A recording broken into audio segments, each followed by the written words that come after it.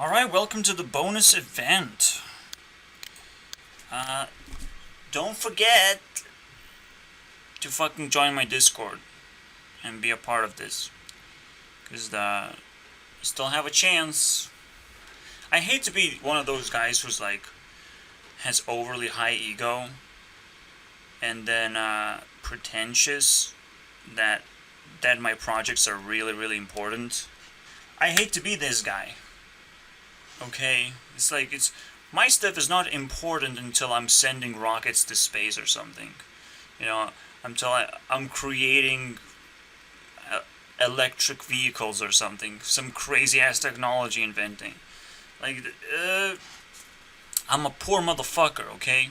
And you have to treat me with utmost respect for being poor and just not trying to rip myself apart to have a chance of becoming rich and then trying and help humanity all of a sudden. If I really trust what life has to offer, I can't just give myself up to luck and burn myself as a resource, as if every poor person has to burn themselves up in order to have a little chance of becoming rich and then starting helping the society which doesn't even exist in the first fucking place. Like, there's no logic behind that, right? There's no logic behind expecting me to perform like everyone else performing. Okay, if you catch your fucking lucky invitation to become rich, then congratulations. But not everyone has this chance, and that's what you have to judge people for. Okay, you have to understand what they stand for, how much they spend to achieve this, and how powerful it potentially is. Right? You have to have that in the back of your head if you're trying to judge other people, and not inviting yourself here when you are invited. A link is in the description. How many things do I have to say until you fucking figure it out, right? Click this thing over there. Discord exists and you can actually visit it. I hate being that guy that has to plug myself every single time in my videos, but it's almost like inevitable because a new person is gonna click on a video. Okay, it's like 3 hours. What are you gonna say? What do you want me to do, right? There's only so much time until people will not listen to you anymore, unless you're actually making great points. So I'm hoping that at least the other part is great for people to stick around, and eventually they will know what to do. So who cares, right? I'll just try to keep going. And we have a bonus event. This is a lot of hard work, and I think it's paying off significantly because at least I'm not bored. That's a big deal. Creating a game for myself that I'm excited about, that just I keep track of everything. Simple and delightful, and sometimes a little bit like tiring, sometimes even. Because maybe I spent a little bit too much time. And when I'm tired, it doesn't feel exciting. It's like, just go to sleep already. Jesus Christ. Stop doing this shit. So that could happen, but it's a side effect that everything has. Everything that you do too much of. So it's actually an indication of a really hard work, I would say. Even if it doesn't feel like it, I'm just watching YouTube videos. See, that's how you build yourself up. You build a very strong foundation first of the things that you're doing, but at the same time, you're observing what kind of extra value I can extract from the things that I would just normally do anyways, right? And that's where this project comes to really satisfying setup, even, because now I get to talk about all kinds of YouTubers and all kinds of corners of YouTube at the same time. It's and just sprinkling psychology, philosophy, whatever the fuck you want to call it. I call it mapping of the most important things in life. And Jesus Christ, rain is right now probably louder than I am. I hope you can't hear it though. Yeah, I just tested the microphone. It's not rain, by the way.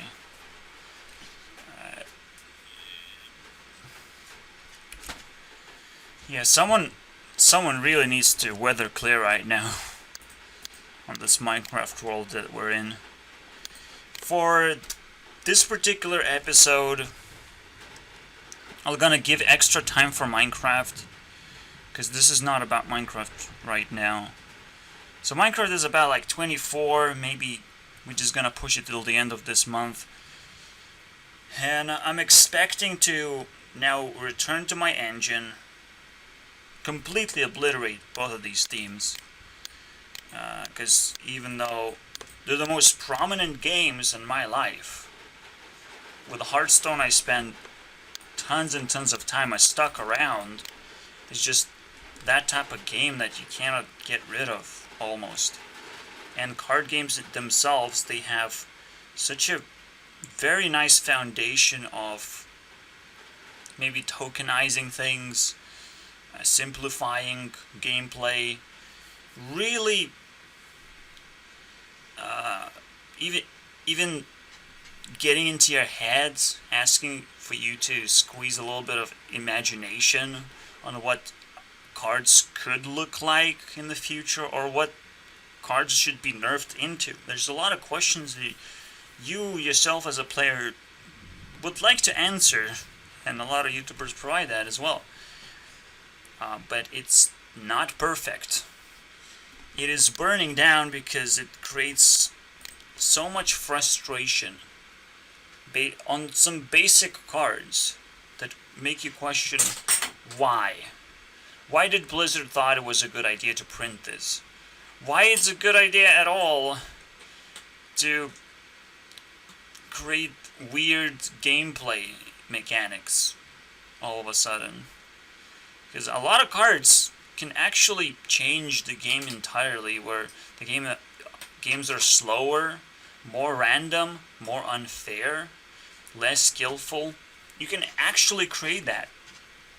Like, who thought it was a good idea to create a box of random spells just splashing all over the place? It seems like a fun little thing that could potentially be cool if it's just 3 random spells or something. If Yogg-Saron comes down, Yogg-Saron could have been Reno. Reno is actually a really cool card. It's when your hero power turns into a random spell every turn. That's what Yogg-Saron, when he first got introduced, that's what that thing could have been. An old god that turns into a really beautiful hero power of just casting a random spell each turn. Because then is the most effective way to cast random spells. If you want to sugarcoat your gameplay with randomness, that's a really good way to do it. Not to just unleash it all at once, where you literally have zero control of what's going on. But when you're sprinkling spells,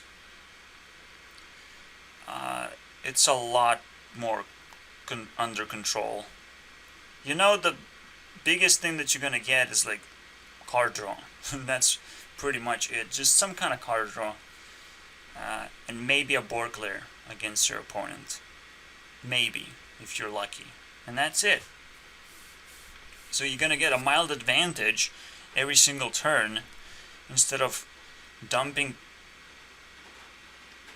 randomness. Just kind of blame. And this game design of just dumping value just doesn't satisfy me at all. I just want mild things, and very small cards as well. A lot of big cards are not even being played anymore. That's how dumb Hearthstone is that like half of the cards are not even playable. I don't understand that mentality at all. That is really bad.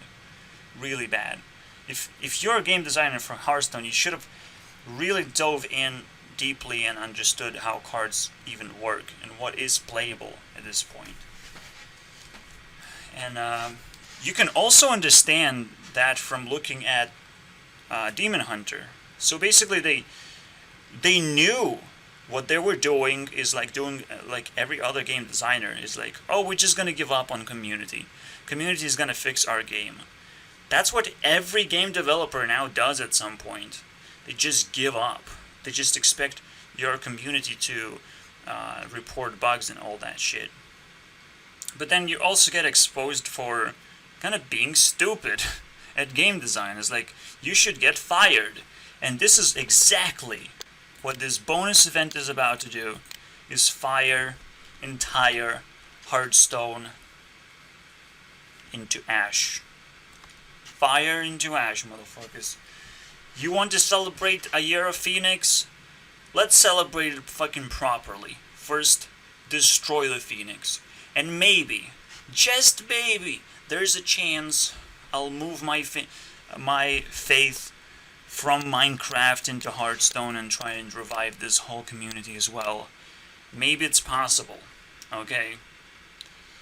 So I'm gonna look into that as well. After I'm done with Minecraft, if there is enough time for me to care about something else at all.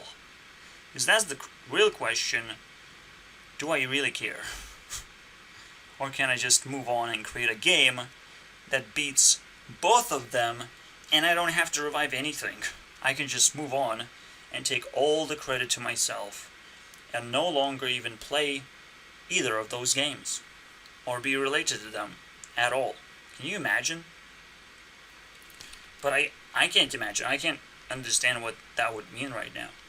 So, while I'm burning down Hearthstone, this potentially could be not a bonus episode at all. I could get a general sense of what I have to do here with the whole Help Minecraft for a Month event. So we'll see. It's a really tough situation. Seeing something burn so fast is pretty scary. Technically, all they have to do is piss me off 10 times, and it's game over. 10 times.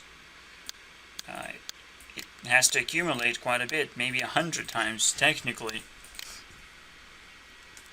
But they would disappear at that point. Because on average, 10 times would mean 52 points. So 11 times. And they go to 0. Meaning, as much as they have tried, their influence is negative. It's bad. It's actually bad influence. And we also have to understand what that means. How can you play a game and get negative influence? Well, you can. You watch a lot of streamers who are just wasting their time and they're showing themselves off of how ignorant they are.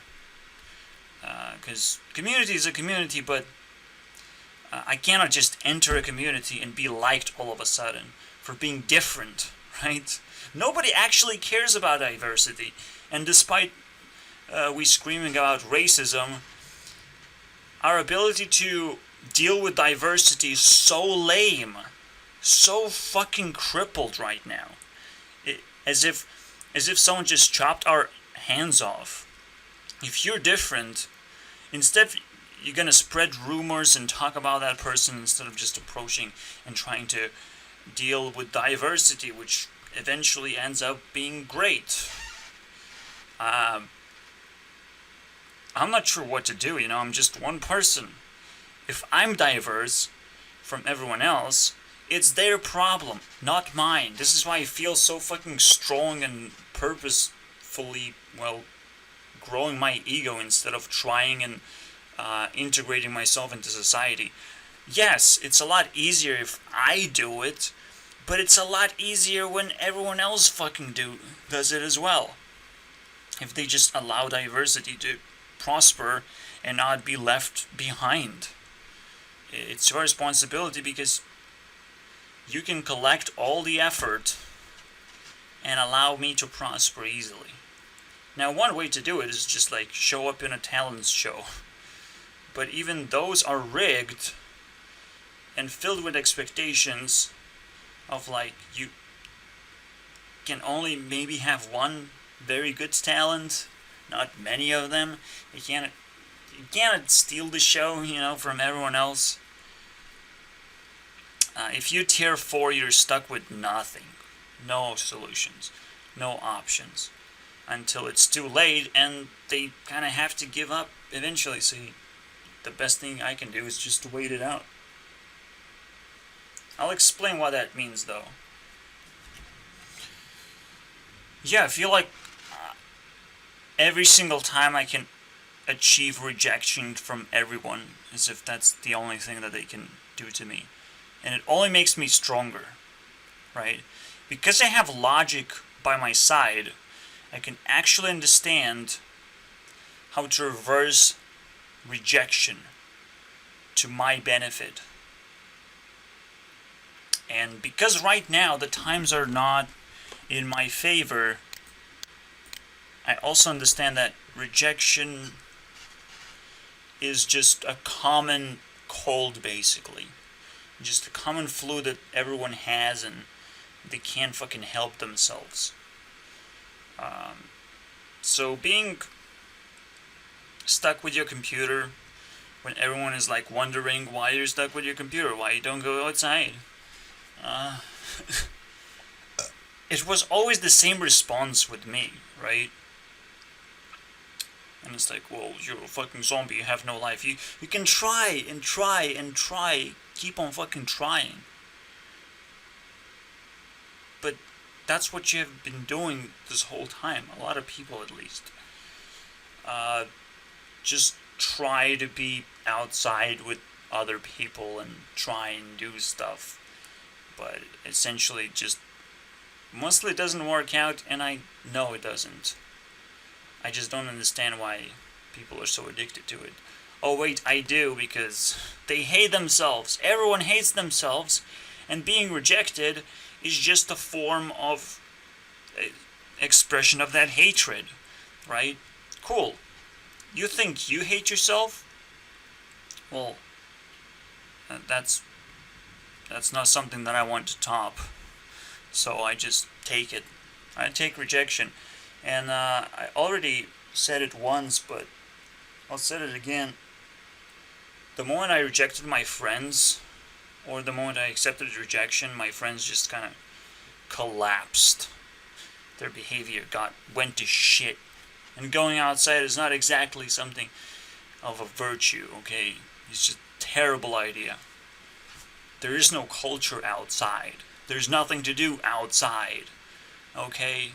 There's nothing you can create or organize or become smarter, more intelligent outside. And for the longest of time, I've been attached to the internet because that's what is up right now. That's the age of the internet, guys. Yeah, there's a little bit age of being social and recognizing that other people exist, and literally that's all you have to recognize, okay? And depending on your tier, you're going to recognize more and more people who have more and more talents, meaning they're more and more popular. That's what happened to me. Congratulations if you fucking survived this far. And you don't hate yourself, and you can actually watch my videos. Congratulations, dude! That is crazy achievement. Yeah. If you hate yourself, you will watch high production videos and pretend that they are your friends, that they make you happy. It's bullshit. That stuff is for me now, not for you. For you, you do have to fucking hang out with your local friends and your garbage. I'm sorry, I hate it. Because they hate themselves. But you still have to localize so you at least feel good about yourself in that sense. It's just a certain type of feeling that you still have to take advantage of. I can explain more about it, but not right now, I suppose. It's kind of a deep process. So you work locally. If you tier up, then you have a decent job, that means. That means you can expand into whatever you want. You can buy things now, most of the time. Or if someone like me tears up who's poor, well, I still get a job. Crazy as it is, you have to go through this bullshit, technically, of having a job, having something seemingly sustainable but unsustainable at the same time. Something that you can build your future around, but you hate it, right? So you get a job and you start building a future. That's what I did. And at tier 3 is trying to make things a lot more comfortable for yourself, understanding a lot more problems that you're going to be facing, because now you sort of built your future, you sort of know what you want to do in life, but now even that makes you uncomfortable. You hate even that part, that you feel you don't have a lot of freedom when it comes to your future. So it's not the job or the money that's going to give you more freedom, but understanding that you still have to fucking educate yourself, and you have to create yourself an education system where you understand life so well that then you will start preparing for your future. So even preparing for your future has to be prepared for.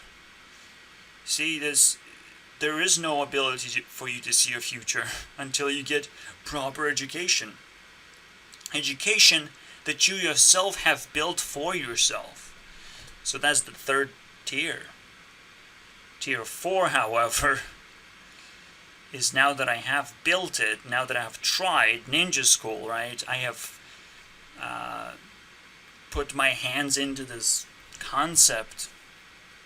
It turned into something else.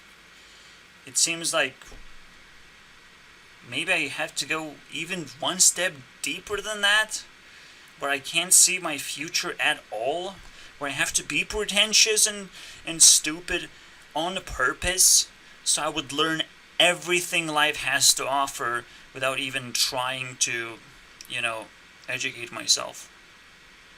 I just have to learn what education even means.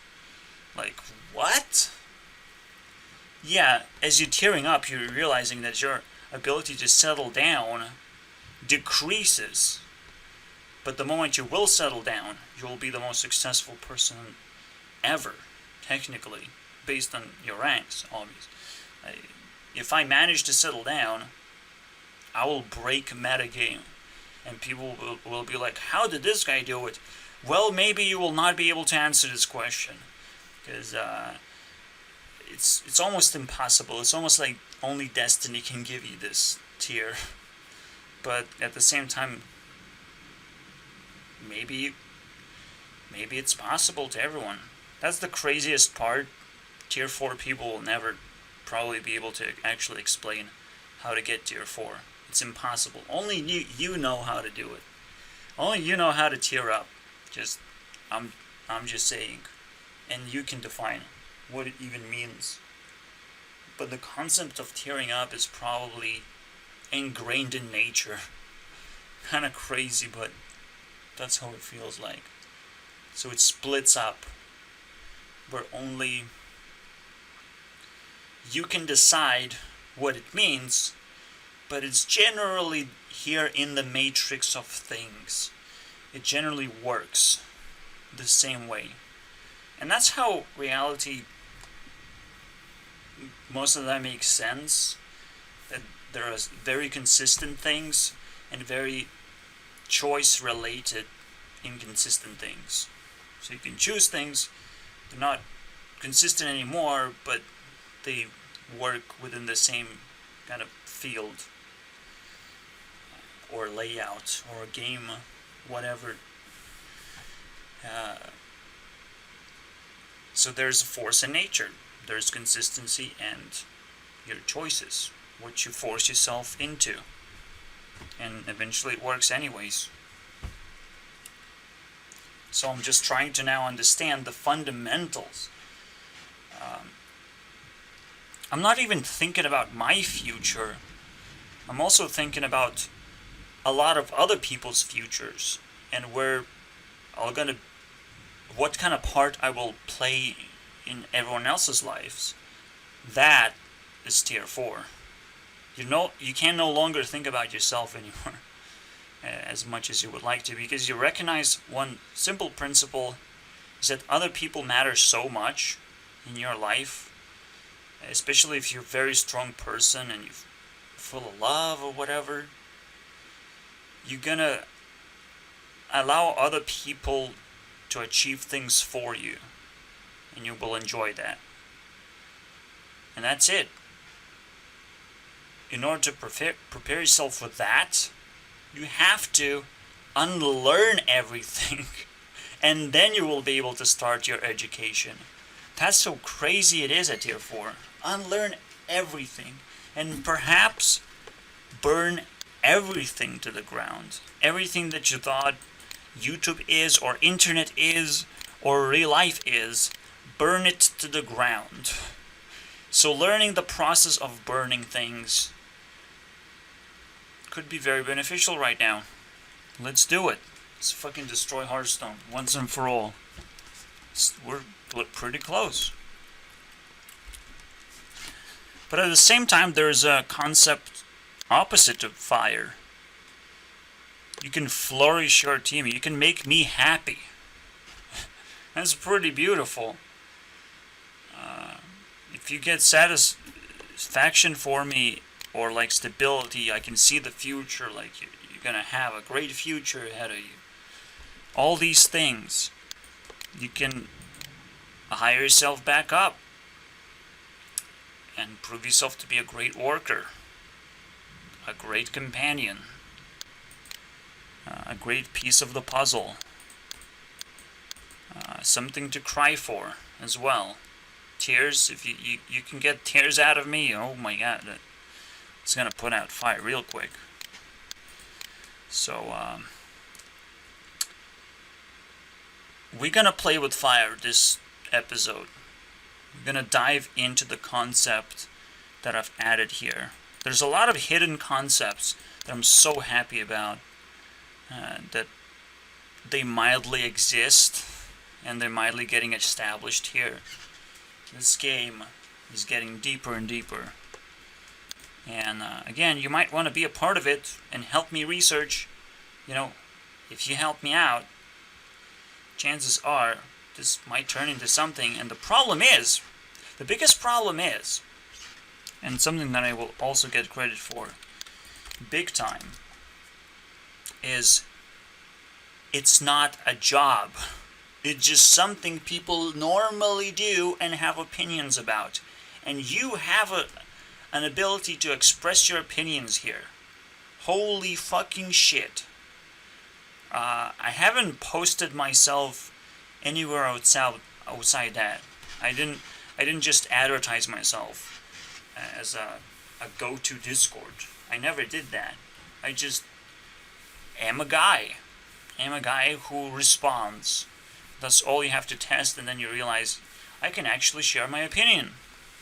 If this guy has a platform, because he's a guy, who spends time in response to people, if that is the case, then I can join his platform and just send stuff if I feel like it, or review his stuff, review his opinions, and maybe that will trigger my opinions. Interactions cannot be underestimated.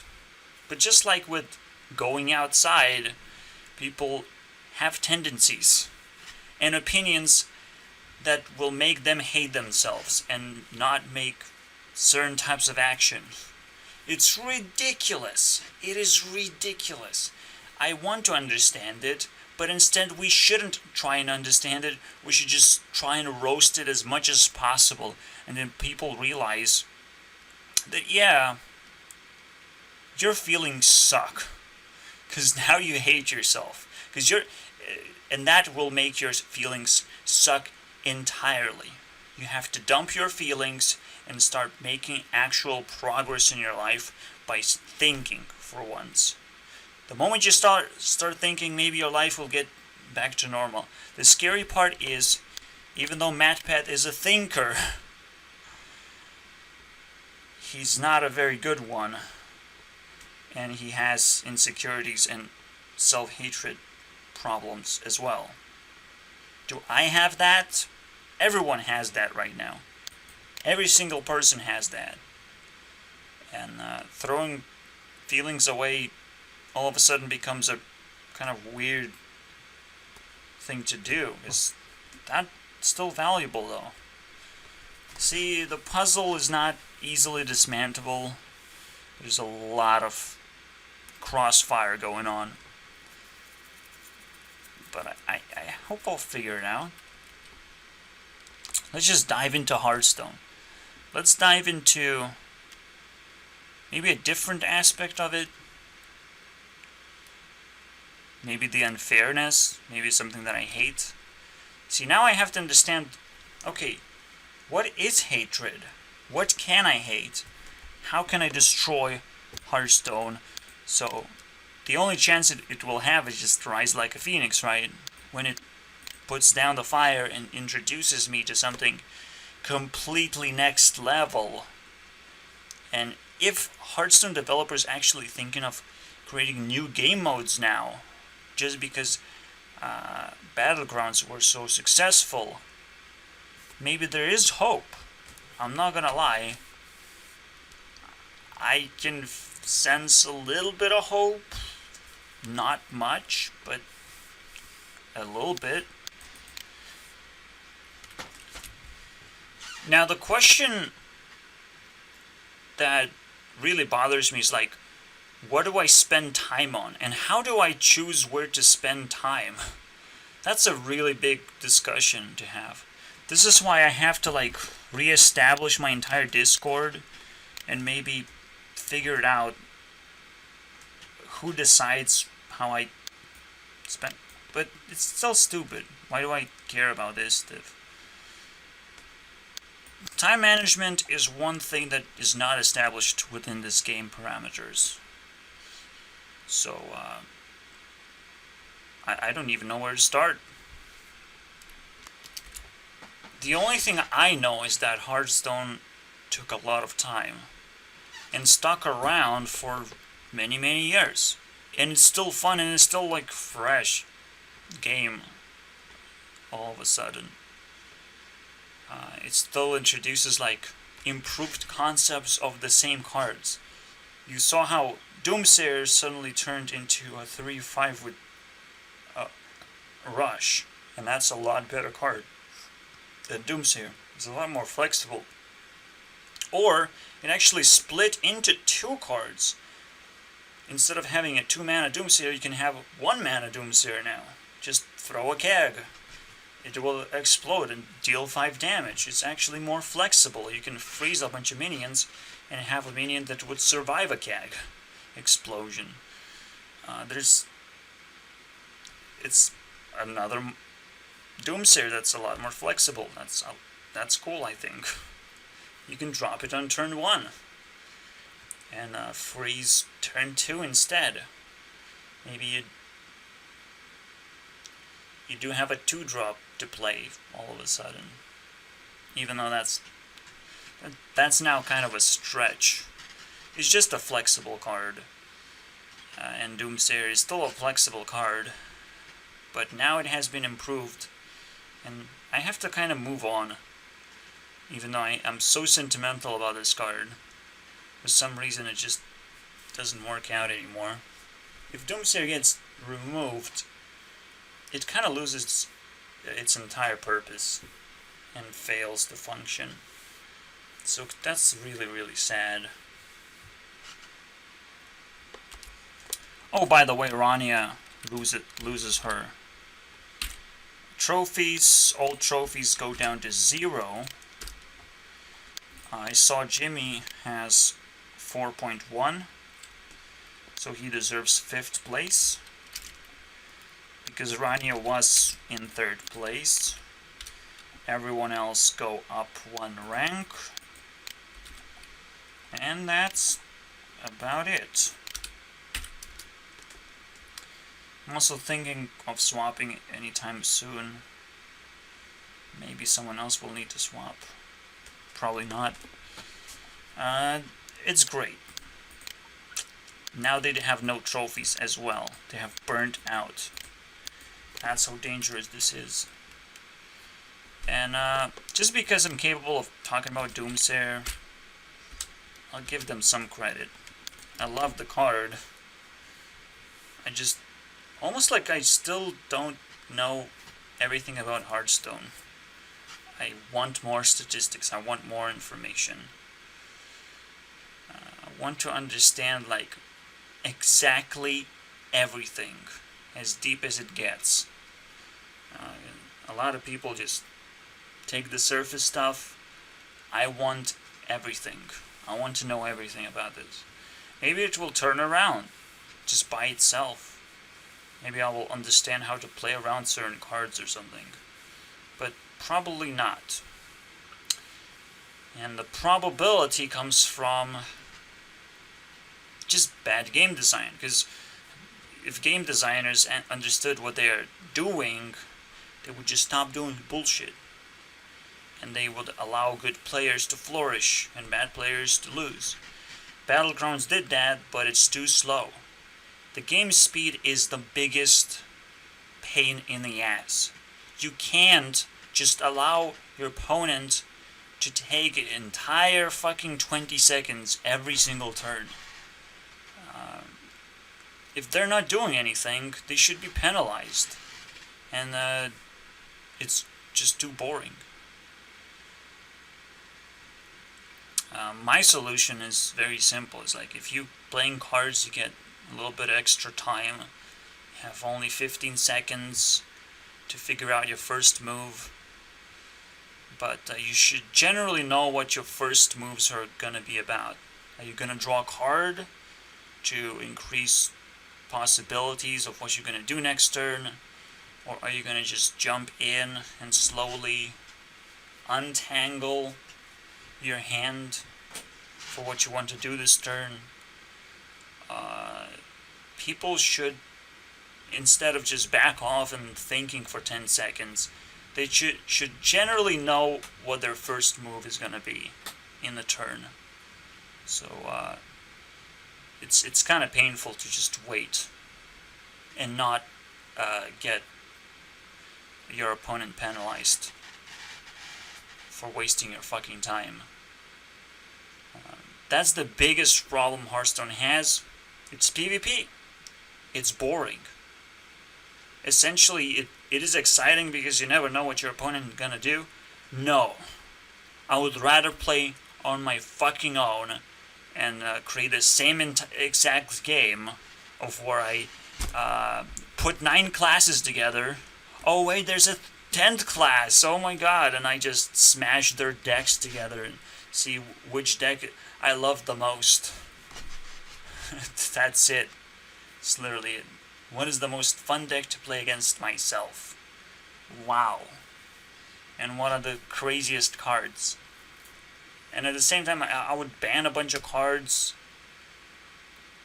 I would be in control. I would probably play wild format, technically. I don't know. It's a little bit too much freedom, and I hate when there's too much freedom. There's so many things to do that you don't know where to start anymore, and it pisses me off. It really does. It's also another problem that Hearthstone might just have. There's too much freedom. And when you pick up that freedom, then it immediately shrinks down to like, here's a broken card that you have to play in your deck. Here's a broken card that you have to... All of a sudden you're like, oh wait, I didn't have any freedom. There's just a bunch of broken cards that create a metagame. That's another thing that I really don't like. That almost every card game has the same problem, because it's impossible to get away from that. There are obvious cards that you really want to play. For me, because I explore a lot, I can find like hidden gems, and that's very satisfying. But in general, class cards are more powerful, just generally more powerful, and it kind of is annoying. And some class cards have very specific and ugly restrictions to them, where they might just be unplayable almost, or just useless. Because you have to have a combo. They cannot just be played on their own, and combo could just satisfy like a little buff for the archetype if you want to build one, but you don't have to, or you shouldn't have to. But you know, like, have elemental dragon synergies, all kinds of weird synergies. I should probably pull it up. Secret synergies, maybe? I don't know. I mean, yeah, Rogue has some secret synergies. Some weird lackey synergies. Like, a lot of this stuff is like nonsensical. Some synergies make no sense. Okay? And I don't know why Blizzard thought it was a good idea to push it. Or any card game, pushing radical synergies, where you have to have something on the board, have something in your hand, have something played last turn. None of this actually is very flexible, I would say. It's a little bit too restrictive. I can understand like Shaman being overloaded as a major game mechanic that Shaman just generally has and can synergize with that. Has to play with that extra mechanic. But I can't understand, and I can understand like Outcast mechanic. Right? It's a very simple card mechanic that just one class happens to have more of. It's supposed to be more like a skill rather than just a mechanic. Just something that the way that cards play would be different. That you might be even able to rearrange the way your hand comes together or plays out, or the way your cards maybe switch in the mana values, so you can play out more cards by force, or maybe you can discard something that you don't like. See, the possibilities in Hearthstone are so restricted, it doesn't feel like a game of many choices. It feels like a game that plays itself, and you have to wait as well for it to finish. So, no. It has to die. It has to burn in a fucking fire, along with every other card game, potentially. There's no going back from this.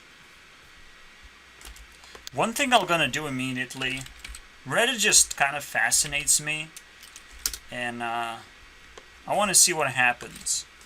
So I'm gonna create an article where I unleash all my frustration on Hearthstone on Reddit, and just entire just understanding of what's going on, trying to tie everything in and throw a curveball so people can play around with my feelings one last time. I give them one chance to change my mind.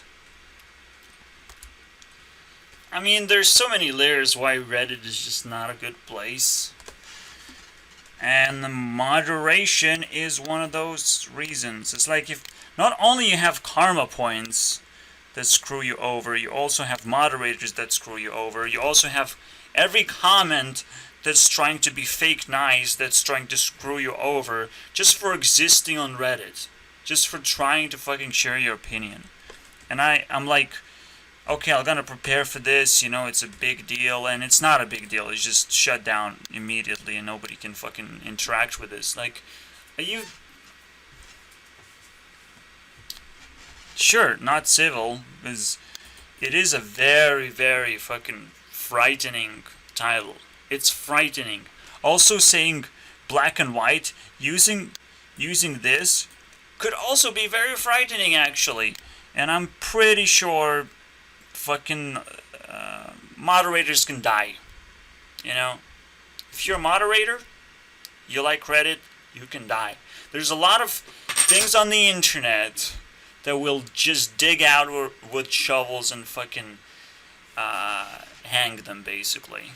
Because, like, they will hide in their fucking trope places of, like, I'm the head of the internet now. I get to rule this fucking place. No, you don't. There's a reason why reality exists, and it's so we can kill people. We're not gonna get civil. You have to fucking understand why reality exists. I don't have to repeat that over and over again. I'm sorry about that. Okay? Internet allows us to understand that peace is possible as long as everything is simulated and we are very interested and it's sort of educational, but we don't lose ourselves, okay, in games. And I'm losing myself, and I post about it, and like I want the discussion to happen, and it doesn't happen. When I say nerf weapons, it's like, okay, we're gonna put it because it's just a casual demand to nerf weapons. Just shut the fuck up. It's ridiculous. It's ridiculous.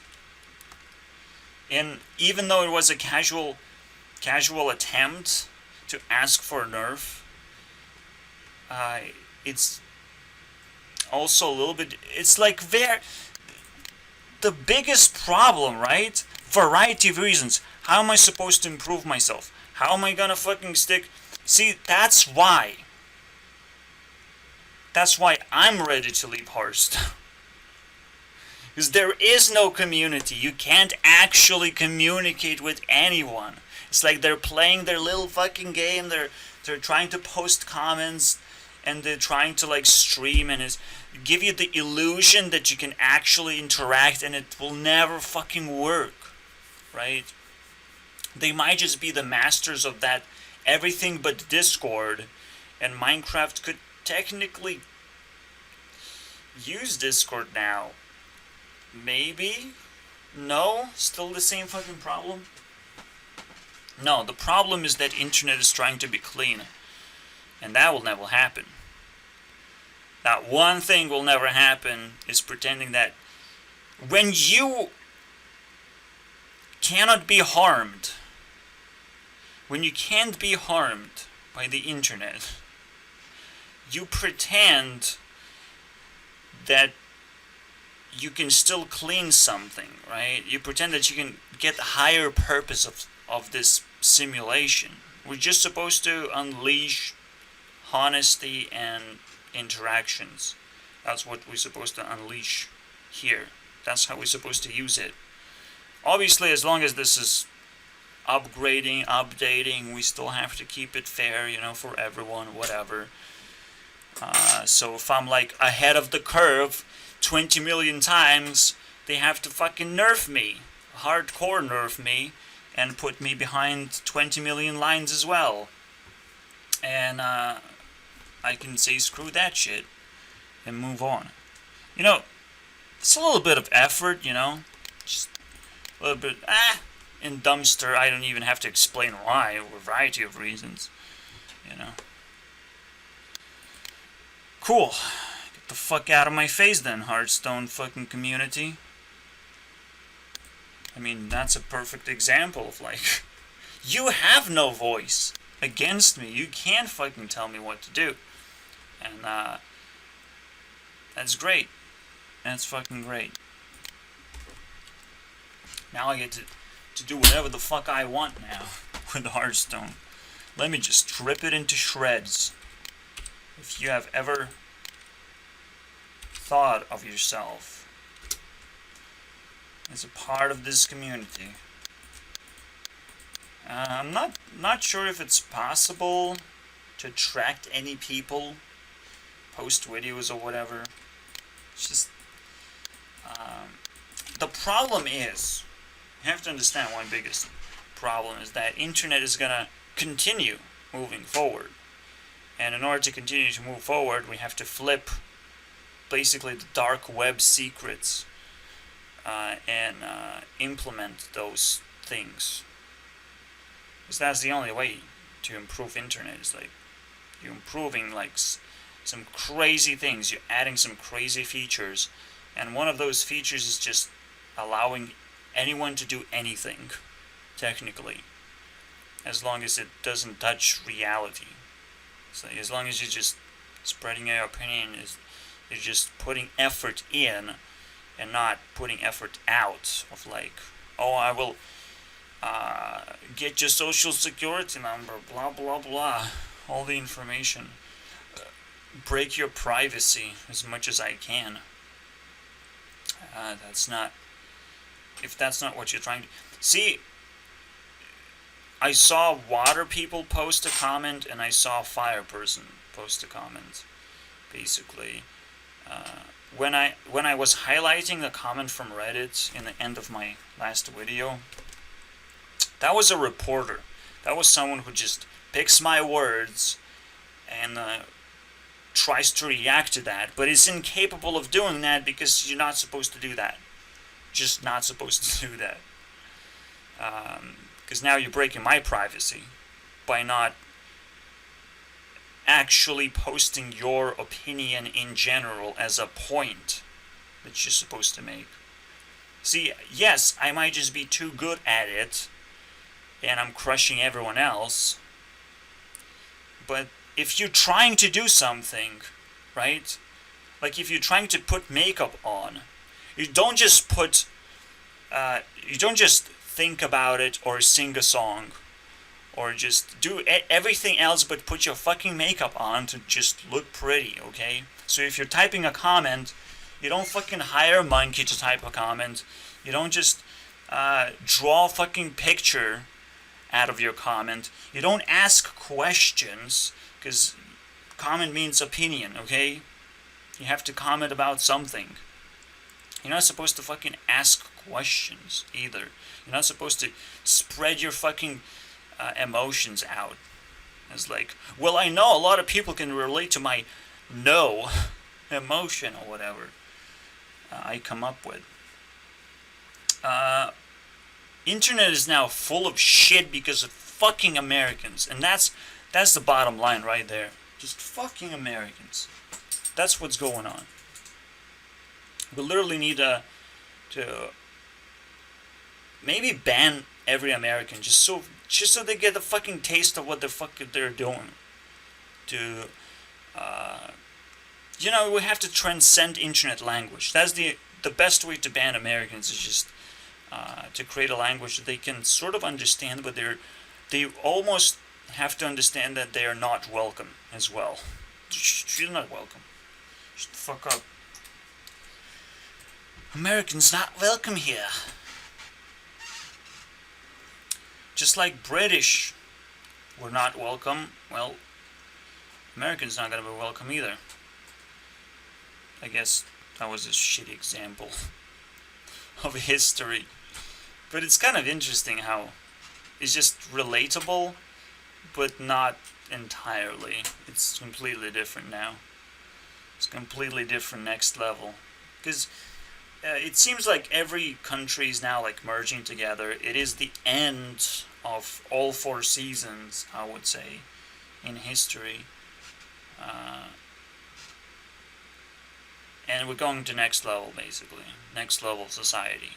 Society that can exist in the internet, exist locally, exist in the education centers, and maybe exist in some gathering centers, right? Which is countries, entire countries. So there are different levels. And the internet is international level. Then you have your country, and then education system is like your town, and then you have local fucking friends. So you have to master all these localities to be able to express yourself. It's kind of scary. I mean, crazy scary. I picked up specifically international. It's still level-based system. It's still tier-based system. If you can be international, that means you have to like put crazy amount of effort. Crazy effort. and I'm almost like, I feel like even I can't do perfect job, and like I might not be ready for this, but that is just bullshit. Just entirely bullshit. It does depend on your tier level. It does depend on how smart you are, and well, mostly it depends on whether you fucking destroyed your life or not. Because everyone seemingly has the same opportunities in life, and a simple opportunity to destroy their own lives anytime they want. You can do that, and you will know exactly when you do it, and you can do it as much as you want. You can destroy your life, and that's why for the longest of time in your life you have to be extremely careful to everything, and everything should be extremely painful, and you should be extremely sensitive. And right now, in the times of peace, of extreme peace, even though we had wars, a lot of those wars don't matter, technically. And a lot of these illnesses don't matter. A lot of the times you can just run away and sort of find a place where you can survive, sort of. I'm not exactly sure in terms of history how it works out, because I don't have every mindset ever, right? If you look back 50 years ago, maybe people would run away in different ways than right now. Maybe right now the best thing to do is hide in your mother's basement. It's just one of those things. How do you run away from trouble? Because that's one of the best ways to solve trouble, is try and run away. See, if a bear attacks me on Skyrim, and I know I can't defeat a bear, what else am I fucking gonna do, right? Is it really not honorable enough to run away? Jesus Christ, right? I'm trying to fucking survive here. So, yes.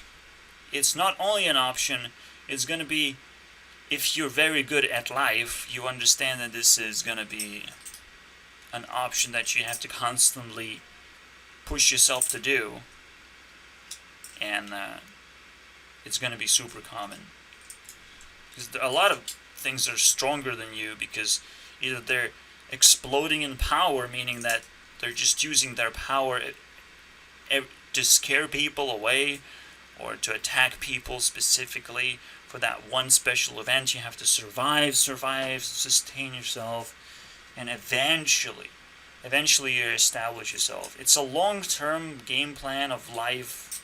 Some people are not capable of just taking that. Taking that is very difficult for yourself. It's a really long-term plan. But you're born a human being, and that's kind of annoying. Because a lot of people just try and fill the gaps of their life with garbage, so it doesn't feel like a long time of life, and that garbage is power creeping yourself for whatever reasons you want. Whenever you really need it, you're just gonna dump a lot of power against everyone else. Right now, I'm sort of in that edge mode where, like, yeah, I'm kind of dumping a lot of power. Am I? Well, I'm not trying. See, if I became a tryhard for something, if I really chased something, that's when the power gets dumped. But now the question is, like, what a poor person can do in order to dump all his power. In order to dump your power, what you need to do is to attack people and feel good about it. That's what you have to do. Because there's a lot of things that I don't feel good about. I don't even feel good about posting things on Reddit, because, like, it is difficult. There's a lot of opinions floating around, and I can't even break through to get those opinions, as if moderators more likely protecting me instead of protecting the community. See, that's what's going on. Like you would, you can shit talk all you want, but you would rather protect YouTubers than people who just post comments, right? Like, think about what I just said. It makes total sense. You're actually protecting people who are putting so much effort so they wouldn't get destroyed, and my points kind of stay intact.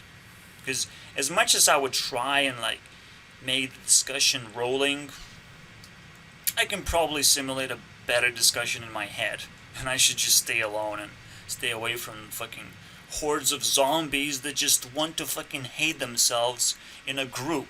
Just group themselves up and hate each other.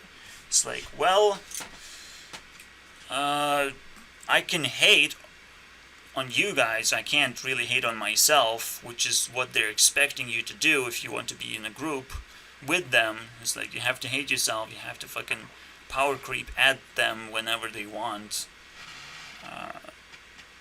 It's just, it's nasty. It's nasty to uncover what exactly this is. Lovely. I actually appreciate it more than I hate it. I kind of hate it, but I appreciate it. But most importantly, I appreciate myself, for fuck's sake. Jesus. This is nasty. Bunch of people hating themselves. It's like, when you have a bunch of people hating themselves, there is no start in doing anything, right? Locally, everything is bullshit. And your education system is bullshit. Your country goes to shit. And your fucking international level internet is hanging on fucking strings right now. But at least it's hanging and it's there. And it's now highlighted by history, this level that we have to appreciate and we have to understand as best as we can. Or, because eventually it will go to shit anyways. You know, it's just being highlighted by history. Time will come, this will go away, okay? That's kind of difficult to grasp. Like, you're born here where internet is highlighted, okay? You get to be lucky, sort of, or feel lucky, but not lucky at the same time, because everything on local levels feels like it's a ripoff. Like, if you're American, America sucks ass. It's just the internet that and all the technology that you're sucked into your fucking screens, and for good reasons. It's the only thing that fucking gives you life anymore. Gives you an escape, gives you something to build your actual environment. There's a good reason why I spend so much time on a computer. Everything happens on a computer now. And your real life is just something you have to protect yourself from the people who will organize crime against you, because they feel like, oh, well, you're just sitting home so I can rule the rest of the fucking world, basically. And that sort of stuff rotates quite a bit, just repeats itself in history. You can imagine. Because we cannot just record infinite amount of history. We can't. It can be destroyed at some point. So that's why reality is just the most annoying thing ever. It's painful. As obvious as it feels under control, it's painful because you can always wake up to new ideas at least. The reality won't change, but your mindset is gonna change the course of reality that you live in. Basically, it can be labeled as mental illness, but it's just another way of understanding the international level. Your perception will lead you to special discoveries, basically. Your life will set up based on your perception and what ideas you have and how they manage to influence you. It's just so weird. So a lot of work has to be done, and you know just by looking from international perspective, you can immediately understand who is capable of doing this work and who has to fucking rest because they feel established on lower levels, okay? And they're sort of... You can still use those people, because if they're established at lower levels, now you can understand which locality they belong to and how they can help you, basically. It's fairly simple now.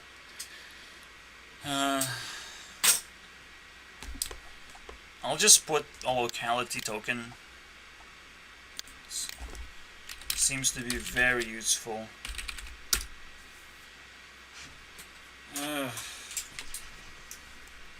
I felt like when playing Hearthstone, I felt like there is some kind of progress to be done. I can still see more interesting details and collect more interesting information. But at the same time now, eventually, you come into a crossroads where you have to decide between many, many choices. The most difficult part about life is that just like you get rejected easily, the same way you realize you can easily reject a lot of people who are lower levels than you. Maybe even the opposite is true, but is not. A lot of people on the lower levels are kind of hunting for shelters all the time. Their shelters crumble down and get destroyed, okay? Is your shelter a bunch of friends? Well, friends don't last forever. They become fucking evil. But you can be stuck with them. The problem is that you still all of you might be lower level, and you still belong to some kind of higher tier shelter that can be destroyed or be replaced, be upgraded so it's not compatible with your beliefs anymore. All kinds of changes that keep on going on in the world. And for me, I'm just like a new boy trying to just build something. And I'm not sure who I'm going to reach right now and how powerful my reach is to decide my destiny. I have no idea. I literally have nobody capable of giving me opinion right now. Not a single person. And nobody can give me popularity. Nobody can give me opinion. Nobody can give me a kickstart of any kind right now. So that's a pretty rough spot to be at. But it also reveals that a lot of people kind of give the spotlight out of sheer luck or another form of power creep. They explode themselves into popularity by doing something outrageous or steal attention, basically. Not really picking up deeper parts of reality that's really difficult to pick up.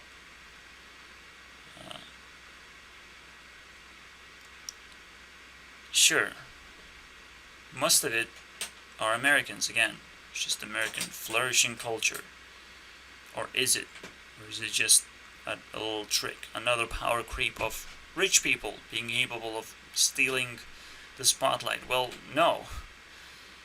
Essentially, YouTube did become quite a diverse place, and because India has most numbers, now they have a most subscribed channel popped up on the top. And you have to be respectful because that is an important move that happened. T-Series versus PewDiePie was a pretty big deal that I did not just left untouched. It was a part of my life, just like every other game that I talked about, okay? These events are just as interesting to live through and just as influential, I would say. So that's the important part. Is like, why is it so hard for me to destroy something? that I now labeled as not influential, not powerful enough for me to just sit back and enjoy it.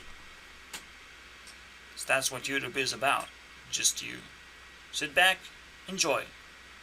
Don't need to do anything. That's why Hearthstone is so frustrating.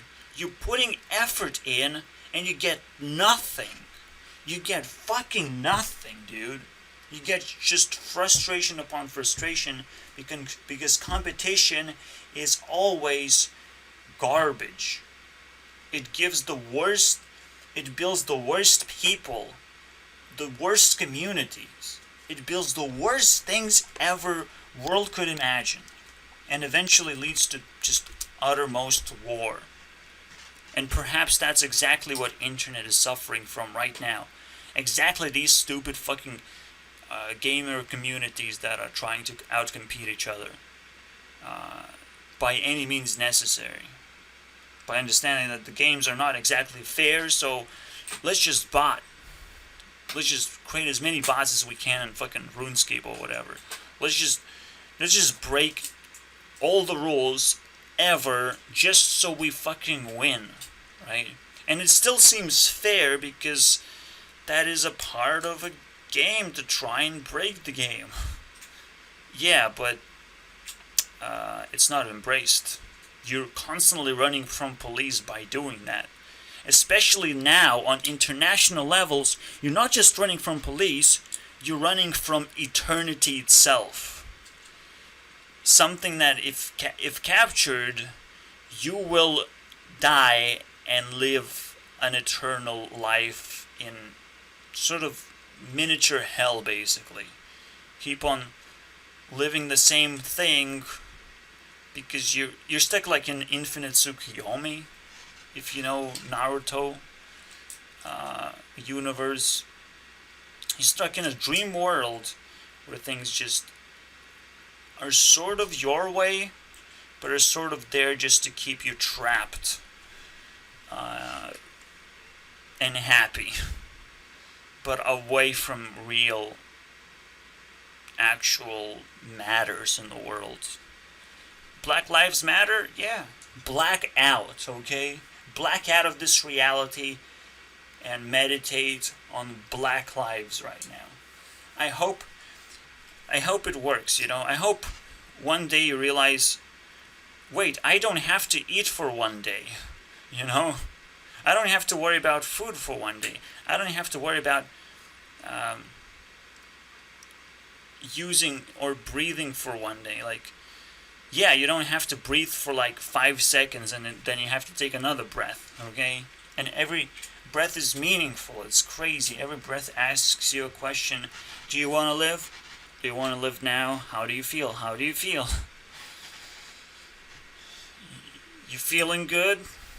Do you need to breathe harder now? Are you want to think?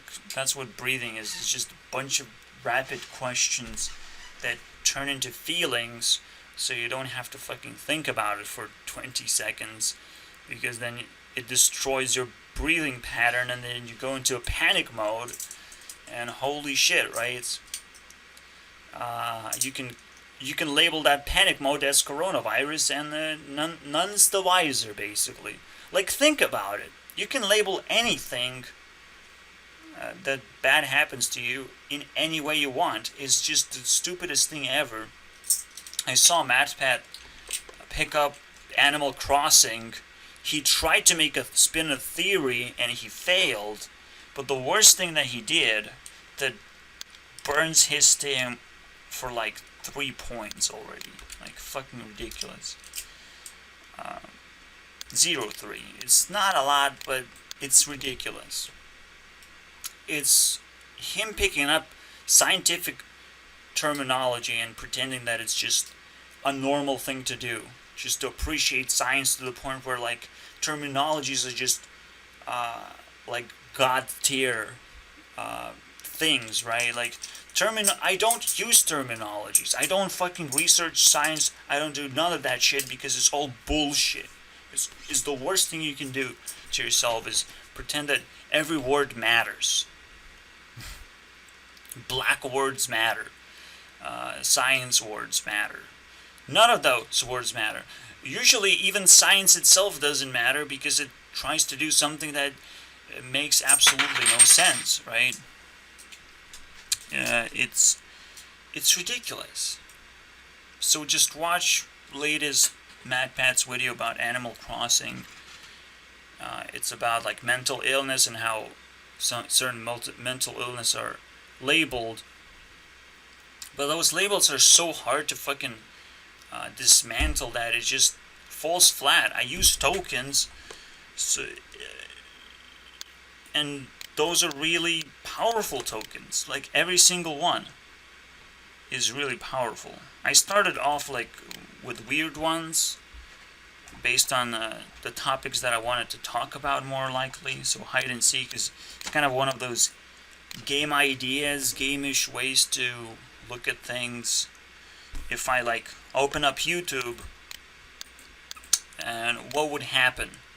Can I hide away from every team, and if the team finds me, they get some extra points for like, oh, I just accidentally clicked out of habit on a video. It's kind of fun idea. I don't know what this one is. And when I talked about MadPat, I said MadCat. MadPat. Fucking bullshit. Not every token at the beginning is powerful, but those evolved. And I don't see science evolving their fucking terminologies into something that just you can pick up and understand automatically. You don't have to scratch your fucking head. What is this name of a phobia means? Which phobia does it relate to? Catophobia. That's a phobia about cats. Holy shit. Is it really that difficult to fucking be straightforward with this? ADHD. There's OCD. And terminologies that have letters as acronyms or just made out of letters. Just, I have OCD. I have a tendency to make things very, very organized. So, or tendency to organize, that's how it's supposed to be called. Tendency to organize, that's it. What it actually means, I don't even remember the actual name of what OCD. Overreact, just, I don't remember. It should just come back to me like naturally, but it doesn't. Like, these terminologies are crap, and it's probably the first and foremost thing of why science just doesn't work. Oh, what did you try to do? Oh, okay, whatever. Who's gonna coin those? Oh yeah, professionals gonna coin those. So science literally have a bunch of YouTubers already. A bunch of old YouTubers who have been like, oh, look at me, I have this special kind of phobia. I found this special phobia, and I named it blah blah blah blah blah blah. Yeah, it's a blah blah blah blah blah blah means terminology phobia, okay? That's what it is. When you fear of stupid terminologies. Like even saying TOS, which is terms of service, is stupid, right? Like, how much are you cropping in exchange for like information that you're giving to people? TOS could be the Elder Scrolls fucking crazy, dude. The Older Scrolls. Older. It's older than you. The Older Scrolls. That's what TOS stands for right now, okay? Stands for... Yeah. Table on surface. Let's just come up with some stupid idea. No, it's definitely the Older Scrolls. Like, that's the biggest problem that I have, and I'll just keep on burning him. MatBat, the leader of Minecraft. Wow. Burning him because he makes a lot of theories, but he doesn't make enough theories about his theories. He doesn't back up and speak for himself for why he's doing certain things that he's doing. Why are you being insecure about yourself? Why are you making a theory that fails to prove something that you would normally want to prove, that, oh shit, this guy has a mental illness or whatever.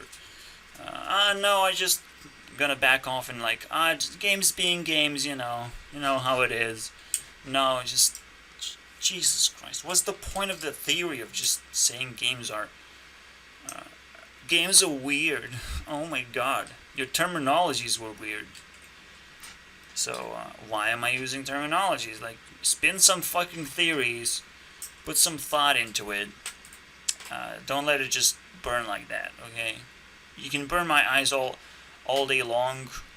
You can hire as many editors as you want. That does not concern me.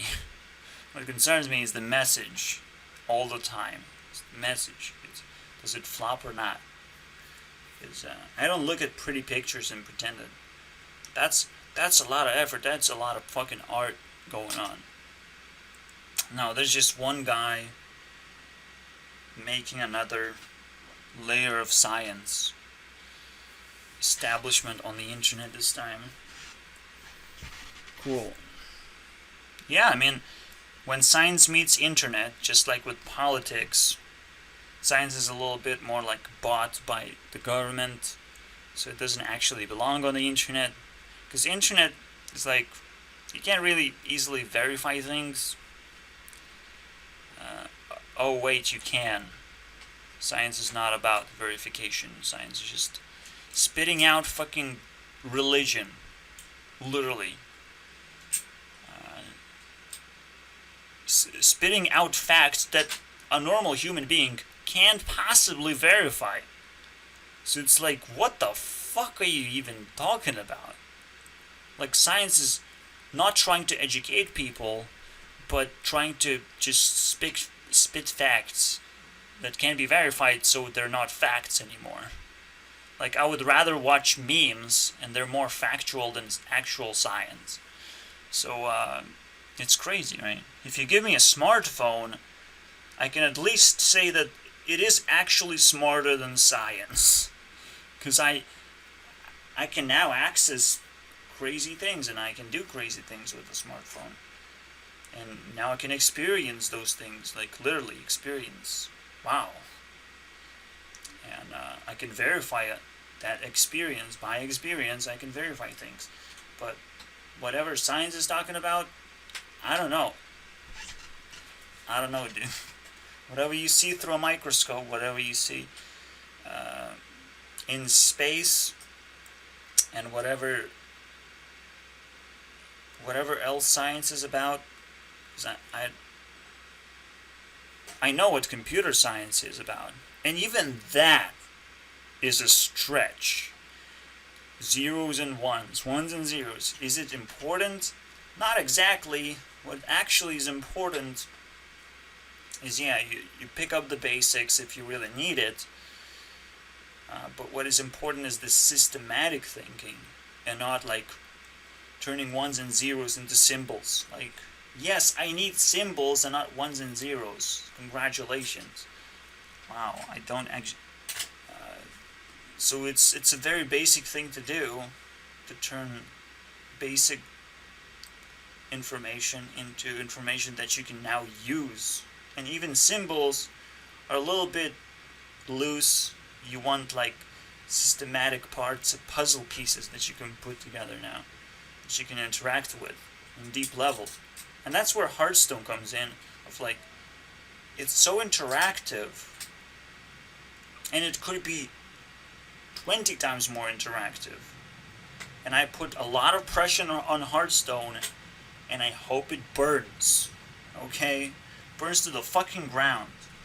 It's Sierra Phoenix. I told them what's gonna fucking happen. It's gonna burn. And they're just just shoving it right in, into fire. Oh yeah, I don't care. I don't care. I don't care what you're talking about. Moderators ban a hammer. Should be fucking banned now, I guess. For even trying. Just fucking crazy shit. And again, nobody gives me any reasons to believe anything when I propose an opinion, when I ask them to join Discord, when I do anything, no response, just chirping. That's it. But when they have something to say, holy shit, that's a big crazy thing. They want to suck my fucking attention in. It's like, Jesus Christ. I made my first move. So, I put my effort, you can put your effort, and then we compare, okay? And then you see that, well, either you fucking leave, you can try and be upset. You can try and be upset, but that's ridiculous. That is fucking mental.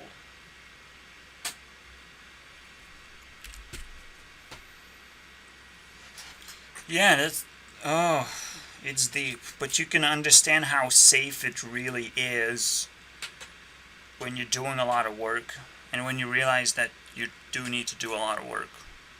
And then you also realize that it's not that difficult to do work. You don't have to fake it. You don't have to fucking be an asshole about it, of like, well, I'm doing the work, but you better fucking pay me money and shit. You don't need any of these things. Anything you can come up with, you don't need. You just gotta work. Whatever you're passionate about. When you tap into that, you understand why you're doing things. You will be able to reinforce that very quickly. It's like it works. It's crazy. I'm doing magic. Without really necessarily doing magic, which is, nobody has access to magic, to pure magic. So here you go. Whenever you can actually tap into magic, that's when you're probably doing pretty well in life. See, the moderators are not part of the internet, just like the government is not part of the internet. These people, they sit and make decisions of who gets to fucking use the internet and who gets to buy things. They tax the internet, basically, but they're not a part of the internet. They're not something that we need. We don't need government to run the internet, to make all kinds of acts against it, and just, you know what I mean, right? They're just useless. But they just happen to exist because of our insecurities and our underdevelopment. As we move forward, moderators will cease to exist. People can decide whatever they want to fucking do, and they will help organize the internet as well. So everything is going to be super easy for people to do now and post properly of whichever locality they want to post to as well. There's going to be a glimpse of that, of like, internet sort of is international, but you can post to different localities. However, when you post to smaller localities, people would expect you to show up, and that's kind of a different story, right? That's a different story because now you have to tier up even further. There's not only 4 tiers, there's 7 tiers of whether you're capable of showing up locally. You shouldn't be able to show up locally if you're president, right? Just casually walking around the town when anyone can just pull out a fucking weapon and smash you up real quick. Murder a president. Easy, right? You don't want to give easy access for that kind of resource. Or you could give that if everything was under control. If people don't actually have ability to defeat you because you're just straight up stronger than them or whatever. And you don't even have to have... It's a very weird, twisted thing to think about, that there are 7 tiers. Because I can only show up as tier 4, I can only show up in the internet, in the international level, to everyone, and still nobody cares. But that's another story as well. It's like, Jesus, how many things do I have to keep up with? I'm like, my head is spinning. And it's like, the biggest problem that I have is that, yeah, nobody listens to me, but like, I'm good, right? I'm good. I'm actually, like, good, right? Or do I need better equipment? Or I'm just good. And I'm doing things that I can be even better at it simply just by doing the same thing over and over again. So I'm good, and eventually I'm improving myself. Eventually I'm the best at what I'm doing. And if what I'm doing is important and discovered properly, because that's what it takes. It takes for you to wait and understand that until you are discovered, you will be a nobody, regardless of what you're trying to do in life. You just got to be a nobody. You have to be discovered. And the problem is, when you're tier 4, you can't be discovered in lower localities where people are more active in this discovery process.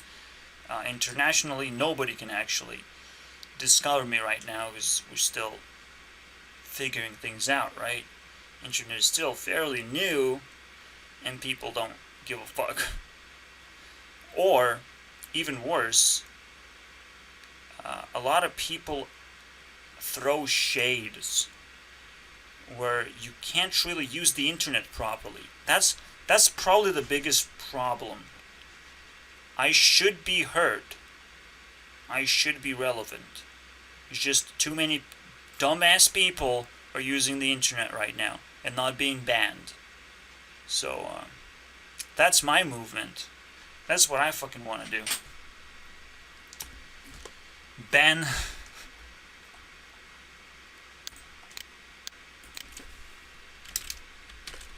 Ban 99%. Let's go. Let's ban everyone from the internet.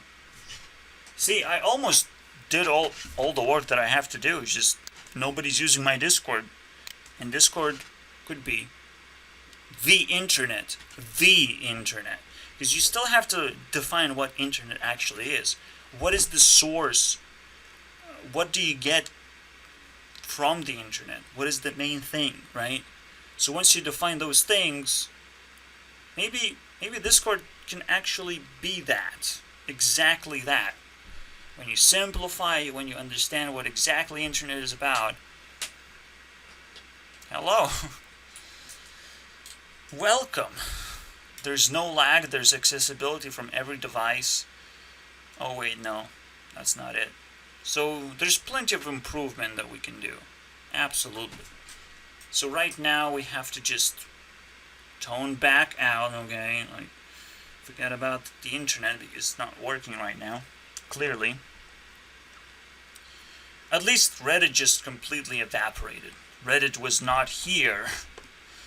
I know PewDiePie uses Reddit. Captain Sparkles uses Reddit. But go away. Don't do it. It's not safe for your health. Reddit. Jesus Christ. Too many words. You have used too many words. That's probably bannable now. You use too many words, it's not good. No, it's just ban 90% of the people and the internet will be clean. That's what you have to do. Just straight up. It's not, you shouldn't ban me, you should ban the other 99% who are not putting in the effort to control their fears and urges and all that other bullshit.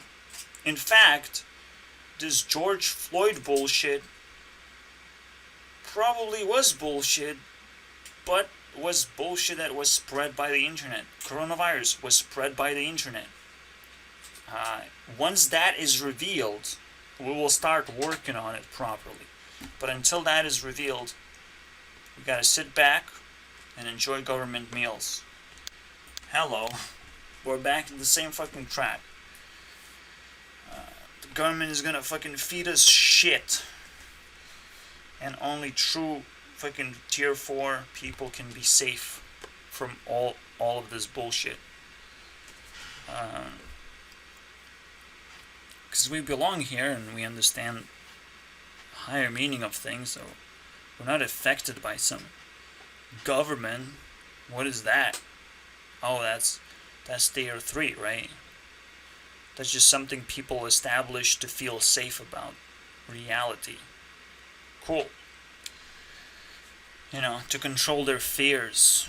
Because reality poses a lot of ideas. Just happen to do that. It's like, is Earth is flat or circular? Wait, no. Spinning rock in the middle of space. If you think it's space and there is nothing to explore, yeah, you will feel pretty safe, I'm sure. So the government is like, yeah, I'll take that idea instead. It's a lot better idea than being an infinite plane of infinite possibilities. Really? The only possibilities I see is that nobody visited us, we cannot contact anyone, so just fucking relax, chill. It's like ice is not enough. Ring of ice not enough for you guys. You have to protect it as well. But that's the part of government, is to appreciate things that sort of are already established, but they still have to reinforce that. The same fucking bullshit. It's a very funny, very ironic job, basically. It's just to reinforce the obvious, to reinforce like what God already provided, by that, what nature already provided. They just kind of reinforce that idea. But as ironic as it is, you still have to understand it works. It just works. And yeah, just like Todd Howard is like, that's how he feels like. It's just, yeah, I know, it's ironic, it's funny, right? It feels like it doesn't work, but it works. So shut the fuck up and eat my games, okay? It will work eventually. Shut the fuck up. And it works right now because of that. Because of that potential. I totally agree, man. I'm realizing I'm gonna outshadow Minecraft very soon. 200 points and I'm like so much better than Minecraft itself. The same way this team just gonna burn out. Maybe internet is not a place for games, guys. Shit. No more Minecraft for you. No more Minecraft at all. Okay? You have a computer. You're not tier 4. Your computer goes through the fucking window. Get the fuck out of here. Okay? Get the fuck out of my internet. Now I'm getting pissed off right now. I feel like I own something.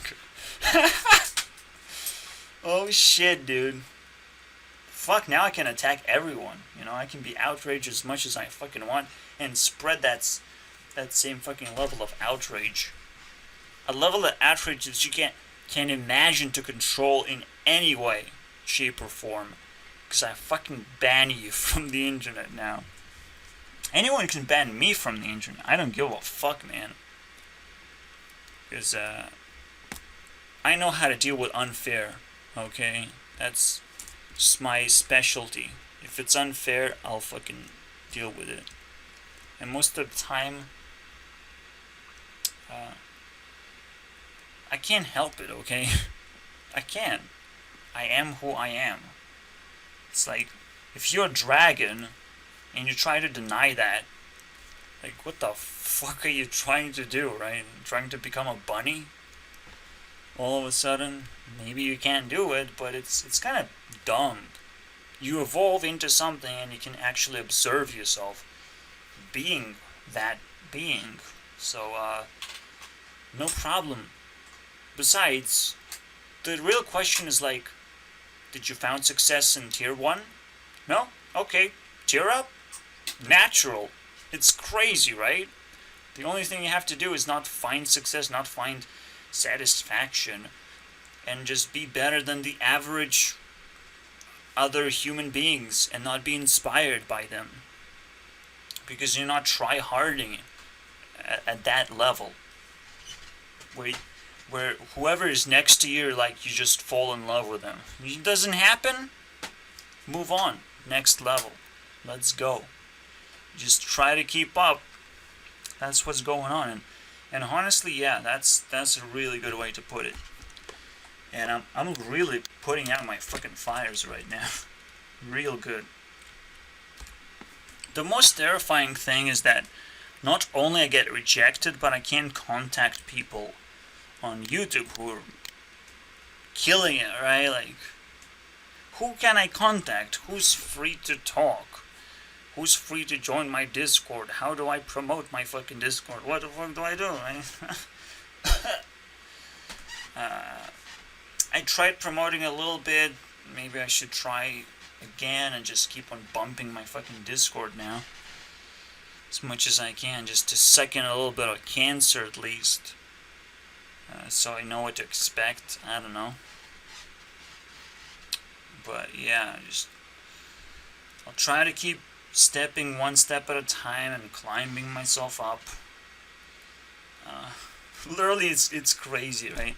I have Rebecca's Discord, and as dead as it is, it's just as alive as mine. So, fuck this shit. Yeah, it does have less content and nobody's actually even using it. But there are people who have bought into her tiers and have visited this place. You can observe something going on. And if you jumped into my Discord, you would be so overwhelmed, like, what do I observe? You wouldn't know until you figure out that I'm making videos, until you contact me properly. It's kind of comparable, I suppose. I don't want to throw Rebecca as useless human being.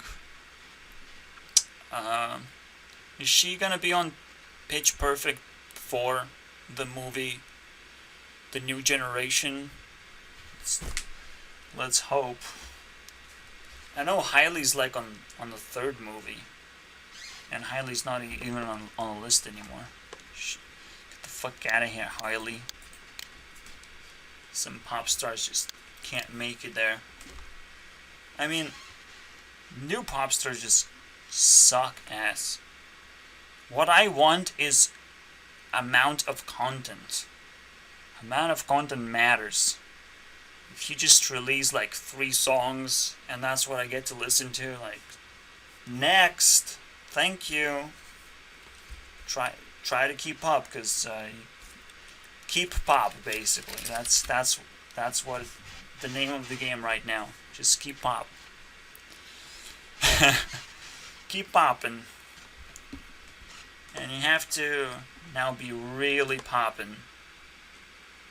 If I made music, I would make music every fucking week. It sounds impossible, but fuck it, man. For me, it's like a breeze. I'm built for this. You want a new Hearthstone deck? I can build it in a week. Oh wait, it's actually different from making music, because you actually want to make a really, really good deck and you have to play it for hours and hours. You know, with music it would be similar, but then you're like, well, 1 week for a Hearthstone deck, that's pretty long. Well, yes, because you have to get all the statistics out and proper statistics, and then upgrade your deck accordingly. I see people post a little bit faster than that, but I guess they're kind of a part of Hearthstone community anyway, so can't blame them for doing it. But at the same time, I think most of people post memes as decks and not actually good decks with good cards. So I sometimes left wondering, like, wait, this can be improved, right? And that's my problem. I want fucking perfection.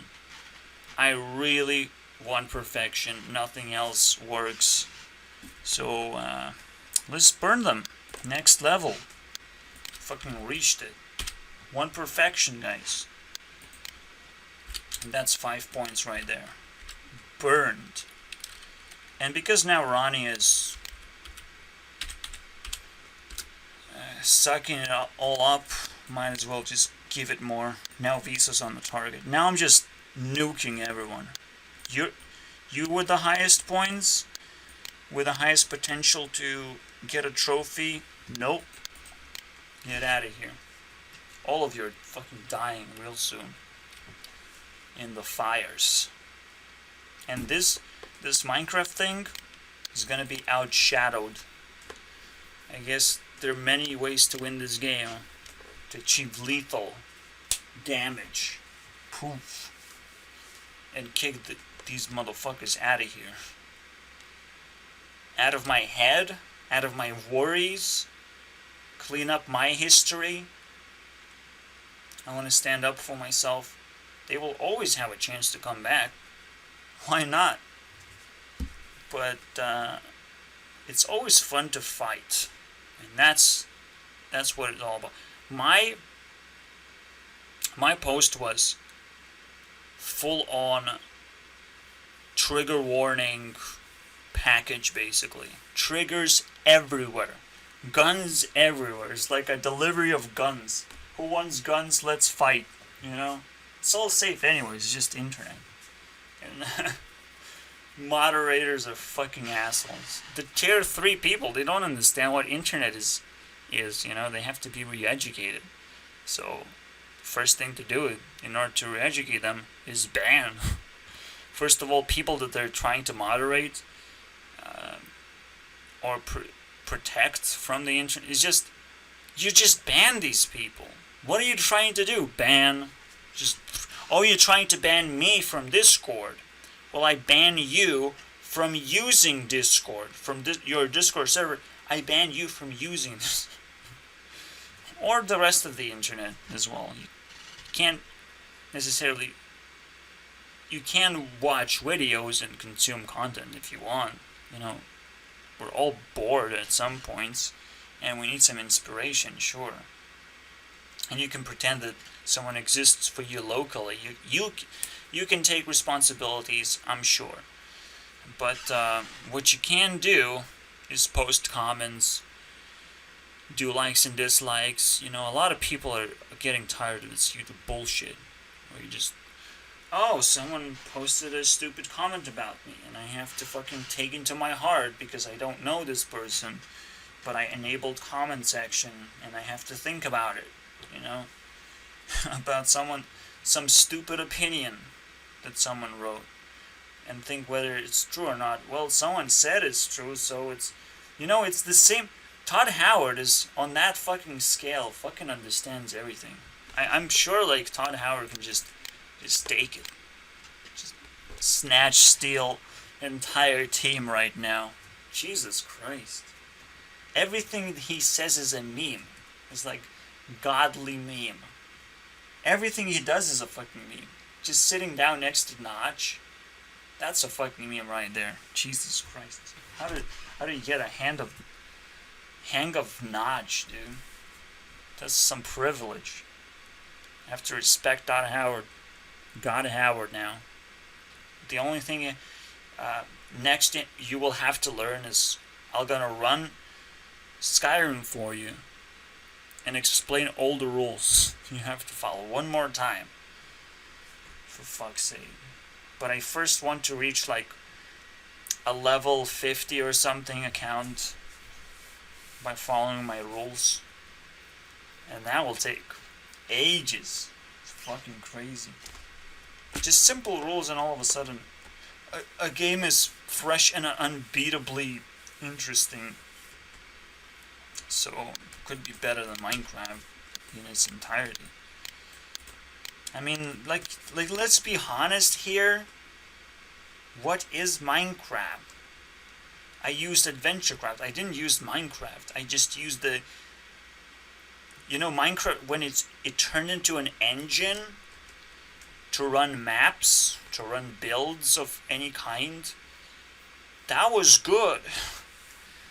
And that's it. That's where it ended. It didn't went any further than that. So I'm like, well, if you're not going there, then I'm just gonna go my way. And I return and like, wait, there was a concept called Minecraft. What was that? Because I only remember AdventureCraft.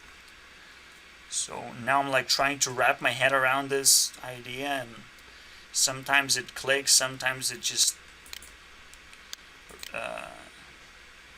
I see it for what it truly is, and it's nothing. It's just garbage. Wait, I didn't... Oh yeah, I took Captain Sparkle's 1 point. I'm sorry about that. I'm sure it feels really bad because Grailmore has most points of all in this entire team, and it's just my appreciation for Discord itself. It's just so funny. Nothing makes sense here, and we're just gonna move 1 point forward and burning Minecraft at the same time.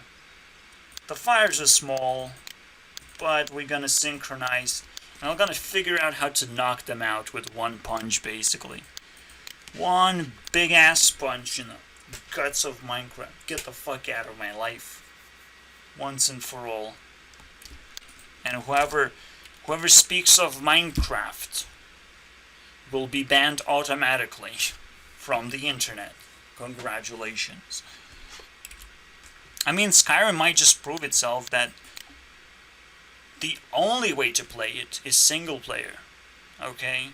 Oh, you want... We're kind of building multiplayer right now. Just repackaging Fallout 4 stuff. Okay, and Elder Scrolls Online is kind of shit, but we released it. You can play it. Congratulations. It's still shit, though. Oh, you want Skyrim 2? Well, you just gotta have to wait a decade. You know, it's kind of an interesting story that puts itself together. You know, it was difficult to build it, and a lot of people probably still waiting for us to just appreciate it a little bit more. And it's probably still possible. I don't know. I can do it. I'm not afraid to appreciate fucking good game. I know one grandma that's still not tired of Skyrim and said the exactly same thing, basically, that how can you get tired of Skyrim? You can play as whoever you want in whatever way you want. It's just endless. The game is endless. You can tell stories and shit. You can create YouTube channel and play the game with a bunch of people giving you opinions and reacting things, and you just kind of run your business now. As a grandma, it might work, but not for me. You know, you literally have to break grounds, crazy grounds, and most importantly, you have to show your fucking face while you're doing it. If I could just post middle finger and break grounds with my edginess, that would be amazing. But I can't do it. Because not enough people are banned from internet. That's why. Because again, If you have to deal with triggers, it's not your problem, it's everyone else's problem. So everyone else is the problem. They're triggering each other. And they're trying... Even self-censoring is like such a fucking stupid thing. It's just locality problem, right? You wouldn't do this face-to-face, and yet then you pretend that internet is still a face-to-face interaction somehow. It's just fucking retarded to me. Absolutely retarded. Technically, yeah. To me, it felt like at one point I was posting to my classmates that I'm technically gonna die. And you will have no reach over me anymore. No chance, basically, to have any influence in any capacity, in any godlike move. There's nothing that you can do anymore. Because Tier 4 is that exact point where no one can actually knock you down. No one from your past is gonna be like, pull you down with a chain fucking. It's impossible. You're just so much better than them. So, the only thing that can happen is something horribly unlucky. Which I don't think life provides those events. I'm really sorry about that. If you were hoping that life is unfair. I'm sure you can find examples, but at the same time, there's so many things to be mindful about that I might not be able to unpack the entire puzzle, but feel free, tell me how life is unfair. Yeah, I was born poor, and now I realize it's just a way of life, that life is split up very heavily by the government between rich and poor, and the government meal is technically blending those lines back together of like, oh shit, we did a horrible mistake. Why did they split rich and poor so badly? Is because government only appreciated the rich because they were scared of the rich, and so the rich sort of bended the rules and took advantage of the government at the same time, and it's quite a mess, but that's what happened. In the end, rich became richer and imposed government on the poor people who can't defend themselves. And the government is like, yeah, I guess I'll draw the line. Poor people don't matter. But the government also is a little bit, it's like, if it really hurts, we're gonna pay for it. We're not gonna let you fucking die. We're gonna pay for medical system and make sure that rich people also pay taxes. And when they try to impose the government on poor people, that it doesn't fully work on their favor. So I'm kind of humbled because, like, when you actually see it, the system is clean. It's really simple and clean. And the division is more like rich people being assholes, and not, and poor people sometimes are assholes too. I mean, it's a whole nother world when you realize that there is a special ground of magic where rich and poor can actually come together. But the government is now releasing its meal system, the Hunger Games, preparation for the Hunger Games. So they're smashing rich and poor together and creating all kinds of fears and weird events that neither side can actually handle. Whether you're rich or poor, your tier level matters and nothing else. So essentially, probably government recognizes that there's an outlet of like an internet, and now rich and poor are widely connected together. So now they can bash into each other and use those forces to play with something that felt like huge inequality in their system. So the government is now probably super happy that it's capable of doing something seemingly stupid and just smashing rich and poor together, just like rocks, just seeing how it burns. It's satisfying. And again, it's like a little child playing, and when a bunch of people knock at government's door and it's like, let me in, I want to be a part of government as well. It's like, yeah, okay. But all these newbies are just going to be a part of this end game system of like, yeah, but we're professional government people, and we know why we're here. So we get to run Hunger Games and use you as a resource.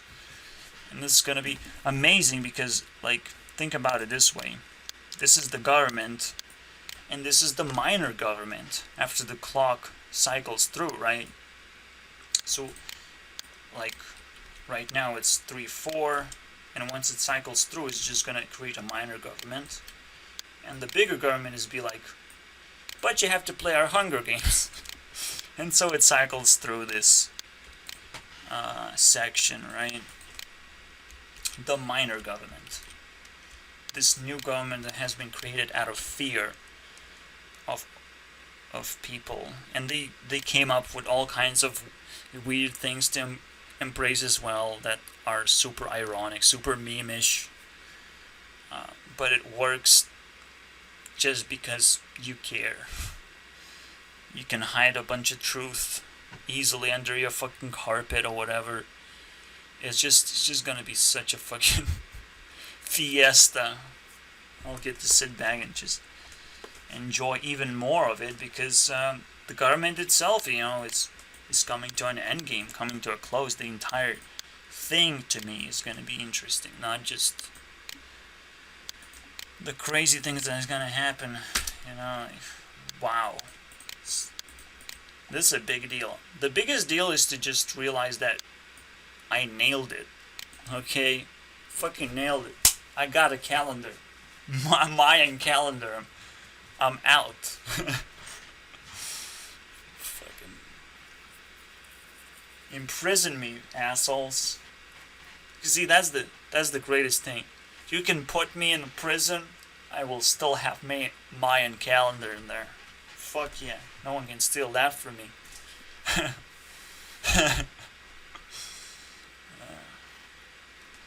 Still have the Doomsday Device #1. So now I'm just making a few more. Why not? Alright, final hour, okay. Because they're on the edge of tremendous damage to their team and everything, it's time to unleash the secret weapons.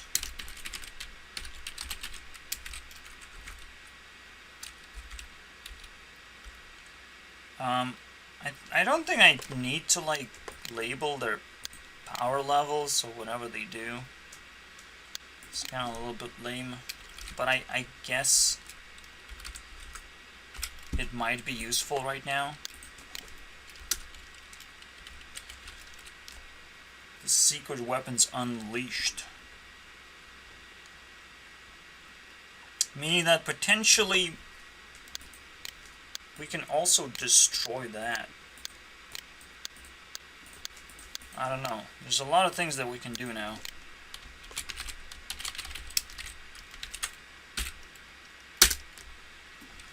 Oh boy. Oh yeah, I see what's going on. So, when the secret weapons come out, they have to also outcompete their entire teammates and replace one of them. Because now, they're normal. They're like everyone else. And if the team survives, they will need another secret weapon, basically, to keep them alive. Another identity, basically. Secret identity. Secret flavor. So Anphenom and Ben Brode sacrificed and hope for the best. Let's see if they fucking pull it all together. I mean, Ben Brode is smashing with it. grilled cheese. You would think it's a fucking meme, but it means so much to me. It's like, yeah, you just make some good food, sit back and watch everyone else play Hearthstone, including your developers. You just get to do that, you know? But apparently it's not good enough. Okay? I want this motherfucker to talk about Purify for 2 hours or something. I want that to happen. So you're now a regular person, and I get to beat you up now. Get the fuck out of my face. Okay? So, not only the team has to succeed and survive this insanity, but this guy has to carry himself into the team as well. Otherwise, the thing still falls apart very quickly, and I have to do 3 things at once. It's like, well, yes, I will always replace you with a secret weapon, but sometimes you can replace a teammate and it will turn into a secret weapon. You can just switch places. Like, if I have to do too many things, I will do an extra episode on roasting even further, making sure that you are defeated after all. And there's no way back anymore. You're in minus 1000 realm, basically. Dead as a goner. Oh, your Phoenix turned into ash? Well, I just spread the ash, and game over. Phoenix have to rise from the ashes significantly fast, okay? After it dies, just it can sleep for like a day or whatever. But, and there shouldn't be any wind as well. Uh-oh. So let's just see what happens. This is very entertaining for me, holy shit. I love how Antwenum certainly prepared his videos as well, of like, in case Minecraft Apocalypse happens, I get to talk about, is Minecraft dead? What can you do in Minecraft? All these things. He can talk about it for hours or whatever, I don't care. My Notch is such a great person. That's the best meme ever, by the way. It kind of belongs to me, not Minecraft. Oh, Antwenum is extra spicy because, again, if he gets points, now the points are doubled, and he doesn't work for me anymore. I swap secret weapons as well to work on my favor as well, but now I'm not so easy anymore. And that makes Antwenum 2 points, but he sucks in the extra points because he needs it, and he can control the game now. That he's in the game, he gets to control it. That's what secret weapons do. They get to aim and shoot if they don't like something. So there were extra points laying around, they just sucked it all in. They can do whatever they want to their team. They just can't steal points. That's a big no-no. Maybe they can steal points from recruits, and that's something that might just happen. Okay?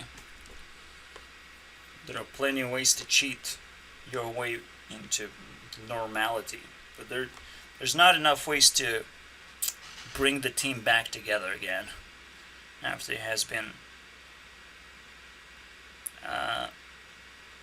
kind of neutralized, destabilized, I don't know, not interesting anymore. Alright, so I actually am climbing back up, and I haven't lost a single game for a long time, since rank 10 basically.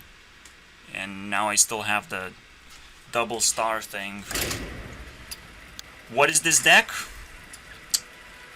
It's Embiggen Druid. That's literally it. Just Embiggen Druid. But it is a tempo deck. It's actually better than you think. Just because it's a simple tempo deck. No control deck can actually beat this, because it has Embiggen and other weird cards, I suppose. That kind of puts my tempo out of control range. I'm just not sure about anything else, because I literally played only control decks, and I win 100% of the time. So I don't know what the weakness of this deck is. I have no idea about anything. I don't necessarily like this card, for example. I cannot play it right now. But that's just how the game works. Yeah, I could potentially use like a Rush Augment Merchant. That's how they all called. I need more mana. Behold, jewels of the sound. Games are boring now. I'm kind of realizing there's nothing to comment about. You either draw and begin and your deck gets significantly better, or you don't. That's the entire strategy. Wow. I haven't seen this card in years. Freaking crazy. What are you doing to yourself? Not only I didn't see that card in years, he didn't even play it properly.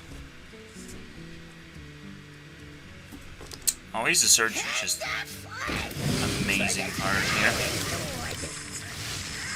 I could have potentially gotten another Oasis Surger-ish card because I have enough healing. It's kind of interesting. This deck has a lot of healing, but not for the face, but for the creatures. If you secure the creatures on the board, that's a lot more powerful than just trying to secure that you don't die next turn. It's kind of, you know, if you're trying to secure that, maybe you just kind of suck.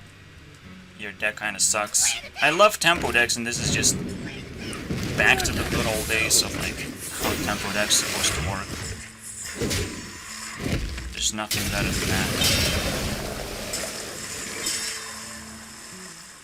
But there's nothing to comment. I'm also got stuck really quick right now.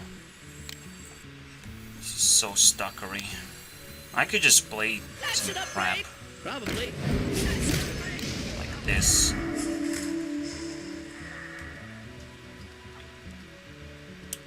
So we upgrade once. I'm really not sure what to do here. Scenario's gonna work. I'm just gonna put a huge taunt. This would be good. Why not? Yeah, I actually hate now rogues a lot more because they break the game so often. And they have lackeys which are also meant to break the game. So I really don't appreciate none of that shit. We must stop this corruption. What they did with the game in terms of printing lackeys and how powerful they are, and not accessible to every class. So you can see like the difference in how like Priest doesn't play lackeys, but they have lackeys, but they don't play it. So they play control. Mage plays control. Shaman can play tempo. Rogue can play tempo. Warrior can play tempo because of lackeys. It's kind of weird. Also, he just misplayed, so I'm still playing noobs basically. I'm surprised. It's really surprising. This misplay basically cost him the game. So, oh no, never mind. Actually, I'm pretty sure it's like we can test it basically. We can test it, I think. Yeah, it's bamboozled. I don't even care then. Trading that doesn't make sense. Don't let the door hit you. Of course. How about a new How about a new That's annoying. I just go space. It's a tempo deck. It's cancer. It's pure cancer. I can't do anything literally. If this hits that, I can see it.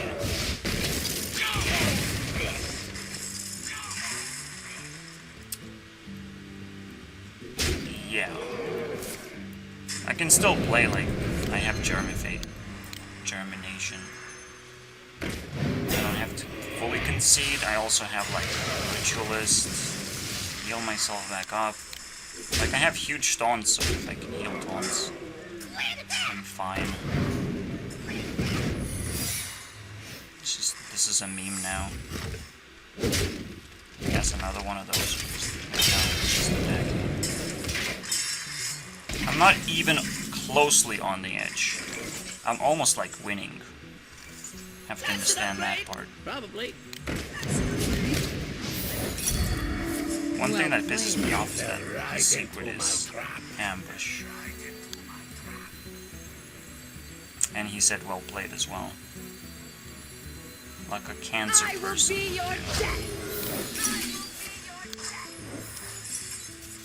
Oh, that was interesting.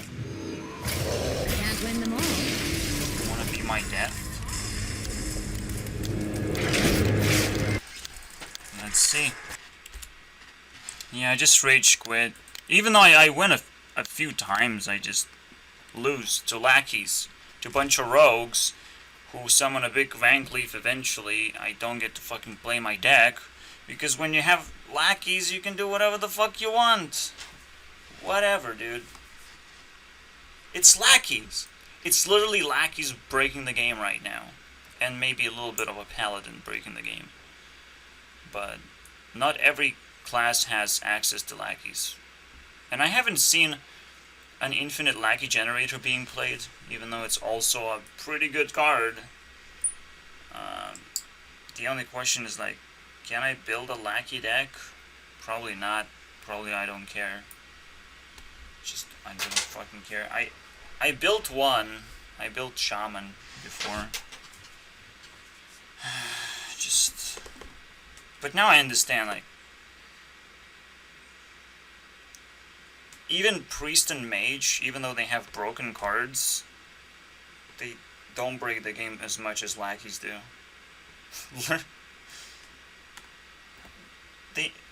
Blizzard introduced the most interesting mechanic, but they didn't fucking balance it properly, or didn't allow every other class to access that interesting mechanic. Or it adds crazy amount of flexibility if you can generate lackeys. Crazy. Fucking madness. I played, yeah, I do have a Shaman deck specifically, and I played it. And it was centered somewhat around lackeys, and I know their power basically. It's just unbelievable. If you run out of cards, you get a bunch of dragons and spells. If you need tempo, you have that. You can even have burst. It's just, it does everything. So you can literally win a game just using lackeys on their own. That's how tough it is. I don't understand, dude. Like, I would understand if this would be just a general gameplay mechanic that every class has. And neither class can generate more lackeys than the other class as well. It's a little bit weird. I mean, Rogue right now is probably the most perfect class ever. Like, ever. It might not be perfectly built as a deck, but it's the most perfect class right now. It has everything. Because first you fill in the gaps with lackeys, and then you have broken legendaries on top. So yeah, that's what you have to build right now. Just a broken rogue ass deck, man. Even Ben Brode couldn't stop me from getting another point of fire, basically. I found a person who's like, well, I have 3 viable decks, 2 rogues and 1 warlock. Oh, okay. That was interesting. 2 decks. I'm a free-to-play player. I played a long time casually, and I have built copycat decks. Reached out very far and plucked a copycat deck. I mean, the way you fix this is very simple. And here's a card design fucking tutorial for you. Or a game design for card game. You give people cards and you ask them to build multiple viable decks, a lot of them, and then reward those fucking people. And again, every single deck is supposed to have its own separate success rate. So you switch to a new deck, it has its own success rate, it has its own power level. You don't have to be queued into the most powerful players just because you selected a new deck, but you still have achieved a higher rank. Like, it's so dumb. That's the dumbest thing ever. That's why PvP, like, it just doesn't work unless it's really well balanced. And you're not forced to play one deck for the rest of the fucking game and pretend that you are part of this community, right? Like, no. I pull out a person like that and it's just disgusting. Even if he has great things to say and talk about, it's just, ugh, who the fuck are you? Like, why don't they actually create a new game mode where it's like a tournament game mode, where you play a couple of decks, where you have a general level and every deck has its own power level, and you just scale power level and you can actually see the power level instead of just collecting fucking stars. Well, you can collect stars for your general power level if you really need a general power level to access certain events or whatever. And that would be a lot more general, basically. You don't have to grind the same deck again. And sure, tournaments have the same level of entry, but again, I'm just talking about creating a smooth experience, right? People who are streaming and pouring a bunch of time into the game, of course they're gonna fucking figure things out for themselves.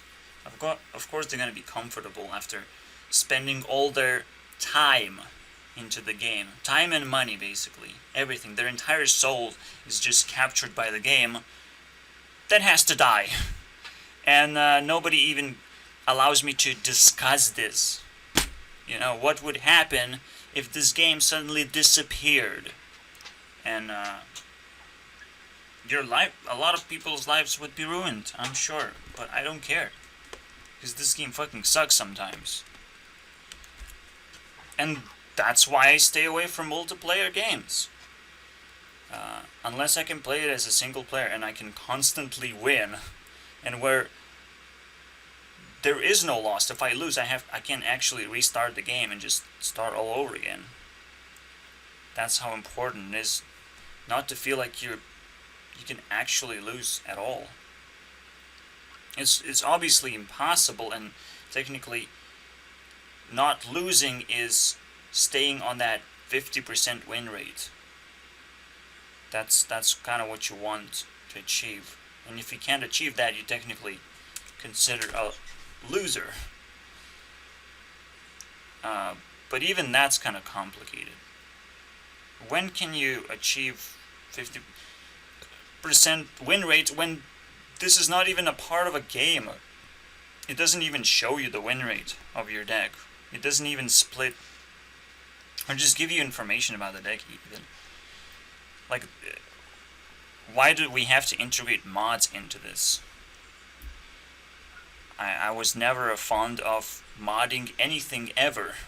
I wanted to play vanilla experience, and I didn't use deck trackers or other fucking bullshit, because I know now I have to open up another thing down here. Just another one of those icons have to pop up, and I have to prepare myself for this wholesome experience when I just modify the game a bunch of times, just to keep track of things and gain quite a big advantage against my opponents, because having fun is one of those advantages as well. But yeah, keeping track of your win rate is very important. And why is it not in the game right now? Why is it only in the battlegrounds? What the fuck is going on? It's such a simple feature too. There's so many simple features that doesn't have anything to do with the game. You just have to add them to be able to support information to people. But at the same time, it could very much have an impact for the game. It's like you have to play 10 games, and if your win rate is too low, you have to do something. You have to switch to a new deck or whatever.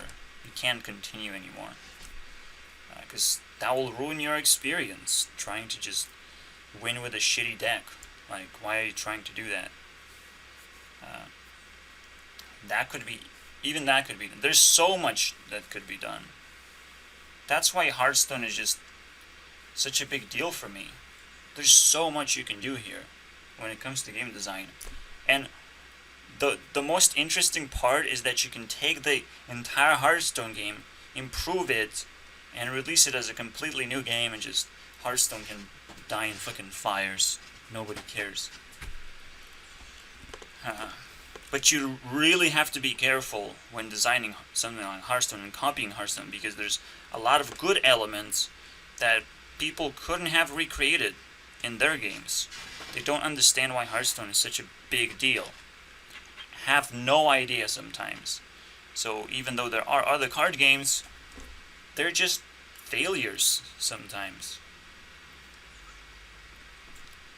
So yeah, reconsider that people are not being trained to go into tournaments, and tournaments are so fun. You're supposed to be able to participate. So if there is no game mode for that, if there's no embracing of having decent amount of decks, there's too limited deck slots. Like, you're supposed to have at least 100 deck slots, at least 1,000. What is the meaning of this shit? Are you kidding me? It's so easy to store all IDs in just one string of letters and numbers. It's so easy. So what's the fucking point of not integrating that? Like, Hearthstone actually makes no sense when you think about it. It's like they have 2 developers and 100 of artists waiting to just create one card and add it to the game. Of like, one developer figures out the technical stuff, and another developer fucking designs the cards. It's just 2 developers basically. That's what it is. Believe me, that's how it feels like. I could fucking be one of those developers, okay? One of those 2 developers that they have. Crazy. I'm just... Okay, maybe there's a 3rd developer that deals with networking, because that's fucking complicated. Believe me. It's like, I own a server, I have to run those servers, and I have to figure out... that's kind of complicated. It's crazy. So they have 3 developers, basically. And then after a while, Ben Bro just quits. So maybe they had 4 developers, because there was one that promoted his fucking game for once. And have been praised by everyone, but I guess the landscape has changed since, I started this. Even before it started, Ben Bro was not a part of Hearthstone anymore. I think he quit like 2-3 years ago, but he might not be a secret weapon anymore. He's not trying hard enough to be a part of this, and he always have given a lot of power to Hearthstone. I'm not sure why he even... What was the point of quitting? Does he actually explain? He could just sit back and laugh and everyone would be happy about it. That would be enough. And he's not even doing that for himself. Like, at some point my brain stops working because people are not doing such obvious things that they're notorious about. They're not living their memes. Rebecca Black, why the fuck are you not living your meme and singing about every single day of the week? And just remixing the same fucking shit over and over again. That's what I'm frustrated about, okay? I don't want my secret weapon to fail all of a sudden. pieces of shit, man. I played a little bit of Elder Scrolls Legends again, and I just keep on reminding myself that it's not rewarding at all. It doesn't feel rewarding. It doesn't feel like hard enough to get good cards. Actually, Hearthstone, as annoying as it is, if you get a legendary, it's pretty rewarding because it's a very, very useful legendary. It's almost like deck defining. It is annoying that you can play deck defining legendaries in your deck, unlimited amount of them. But in standard, there's only so many that you can play. So it's almost like you have to fight for that until you unlock those legendaries. But then Hearthstone actually sits on the opposite spectrum of rewarding. It's very dry. You have to play every day to just scrap a little bit of a collection together. You can't get anywhere with this shit. It's the most annoying thing, I would say. That you can't possibly collect a collection, even if you play every day. And certainly not casually. Holy shit. But one really not rewarding thing is that, well, you're not playing against just yourself. You're not just building decks against yourself or some computer-generated opponent that gets stronger and stronger, and then these huge adventures that you can explore, and then, you know, it's not an RPG. RPG is kind of the core of every game. You have to level up, you have to feel rewarded, you have to explore something and defeat stronger challenges. But when you're trying to defeat players, it's not exactly a stronger challenge. I'm not even trying to defeat players. I'm trying to create my own challenges of like building a better and better deck. That's my challenge. And I'm sort of simulating the same experience, but like I'm stretching the canvas at this point. I shouldn't be doing this. Oh boy. Very close though. To 26 now. I'm excited. I think for the first time I am putting a token that seems like a little joke, but to my country it might just be the most important thing ever. Because we live in Europe, and the only European country that is super rich and is maintain its richness basically only because it speaks English. I literally believe that UK, because it's speaking English, it can actually go really far in how they raise rents and how they raise payments, minimum payments. Now going back home, I'm like, wait, where am I coming back to? This is ridiculous. This is nonsense. There are no jobs, nothing. Yeah, I would have to go to a bigger town or whatever, but even in a small town in UK, I was getting like 5 times the payment or whatever for a job, and you get paid every week because the payment is so large. It's actually a lot better to get paid every week. I'm not sure exactly for how long that was the case. But right now, yeah, you're looking at 5 times the payment. Can you imagine? The only way that I could have achieved my like €3 an hour was through RuneScape, through an internet job basically. So I quickly achieved that. And I'm not sure why would anyone quit a job like that.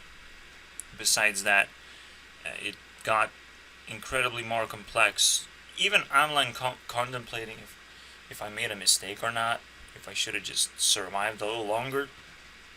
because it wasn't that bad, and I technically don't have enough to do.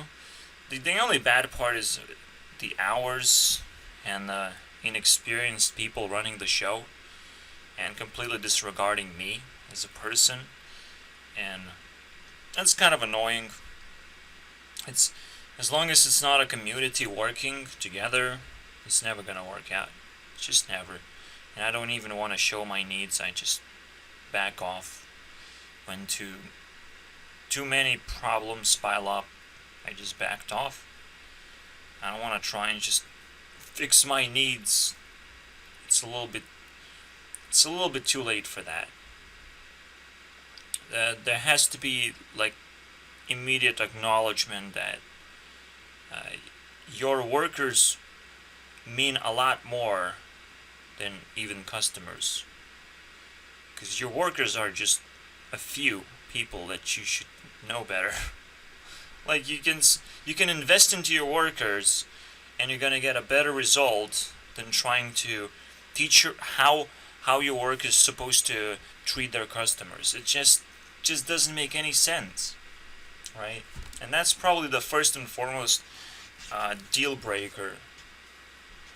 Just like with vaccines, it literally feels the same way. It just people don't fucking care. Just people don't fucking care about you. Like first, please try and fix like a general health problem. People understand how general health can be achieved. General well-being in people's lives. Just try and understand that. And promote that. Don't fucking vaccinate against some alien invasion, basically. That's what literally we're fighting against now. It's like, okay, we have to prepare for alien invasion. Let's put on Doug helmets or whatever. Fucking silly thing science is gonna come up with. Because that's what science literally is. It's ridiculous. So I can definitely just put this fucking funny little fucking meme, but when it's funny, you know it's as serious as it gets. It's whichever country in Europe will decide that they want to speak English, it will win, basically. Will win. We have more countries, so and they're small enough to actually make that decision a reality, but that's what they have to fucking decide now. You want to have tenfold of opportunities open up to you? You want to open yourself up to the internet and get entertained at very least, fully entertained.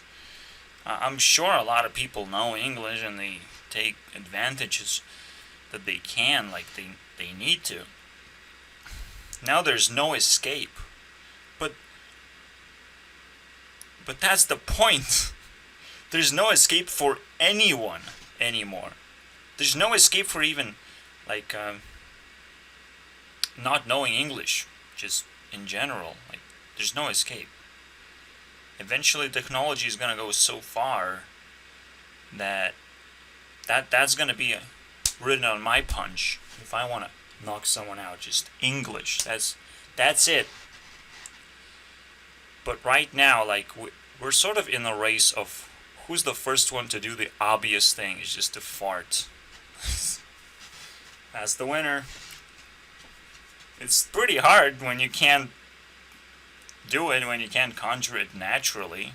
It's never going to happen naturally. You're never going to naturally learn English because you're not naturally using the internet in the first place.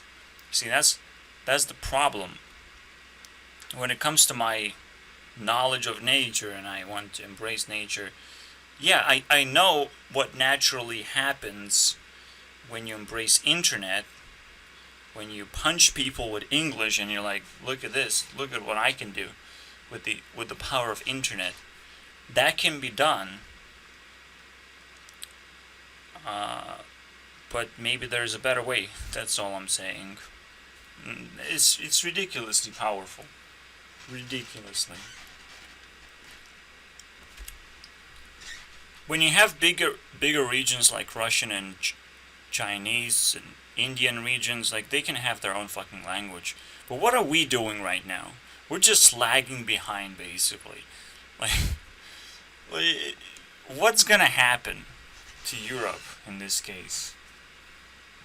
It either gets enabled or it self-destructs. It's kind of weird, but that's the crazy part. Like, we have such pockets of culture that's gonna get unleashed automatically, and my dreams were sponsored by Norway for some reason. I just got in that region as I was dreaming. Like, I don't know. It's like my dad dragged me in there. Just like with UK now, I get to fucking experience Norway for some reason. And, well, it felt cold, I guess. I was in a dream, so I didn't felt anything. It felt really weird to just travel to another region, but that's where the idea kind of is supported, is like, cool. There are so many cultures, and none of them speak English, so people are not necessarily motivated to understand those cultures. It's more like very foreign and unwelcome. That's a big deal. That's a big deal, because a lot of Americans would totally just flee. You know, let's go to Canada. Well, they kind of need more options than Canada, okay? When shit goes wrong.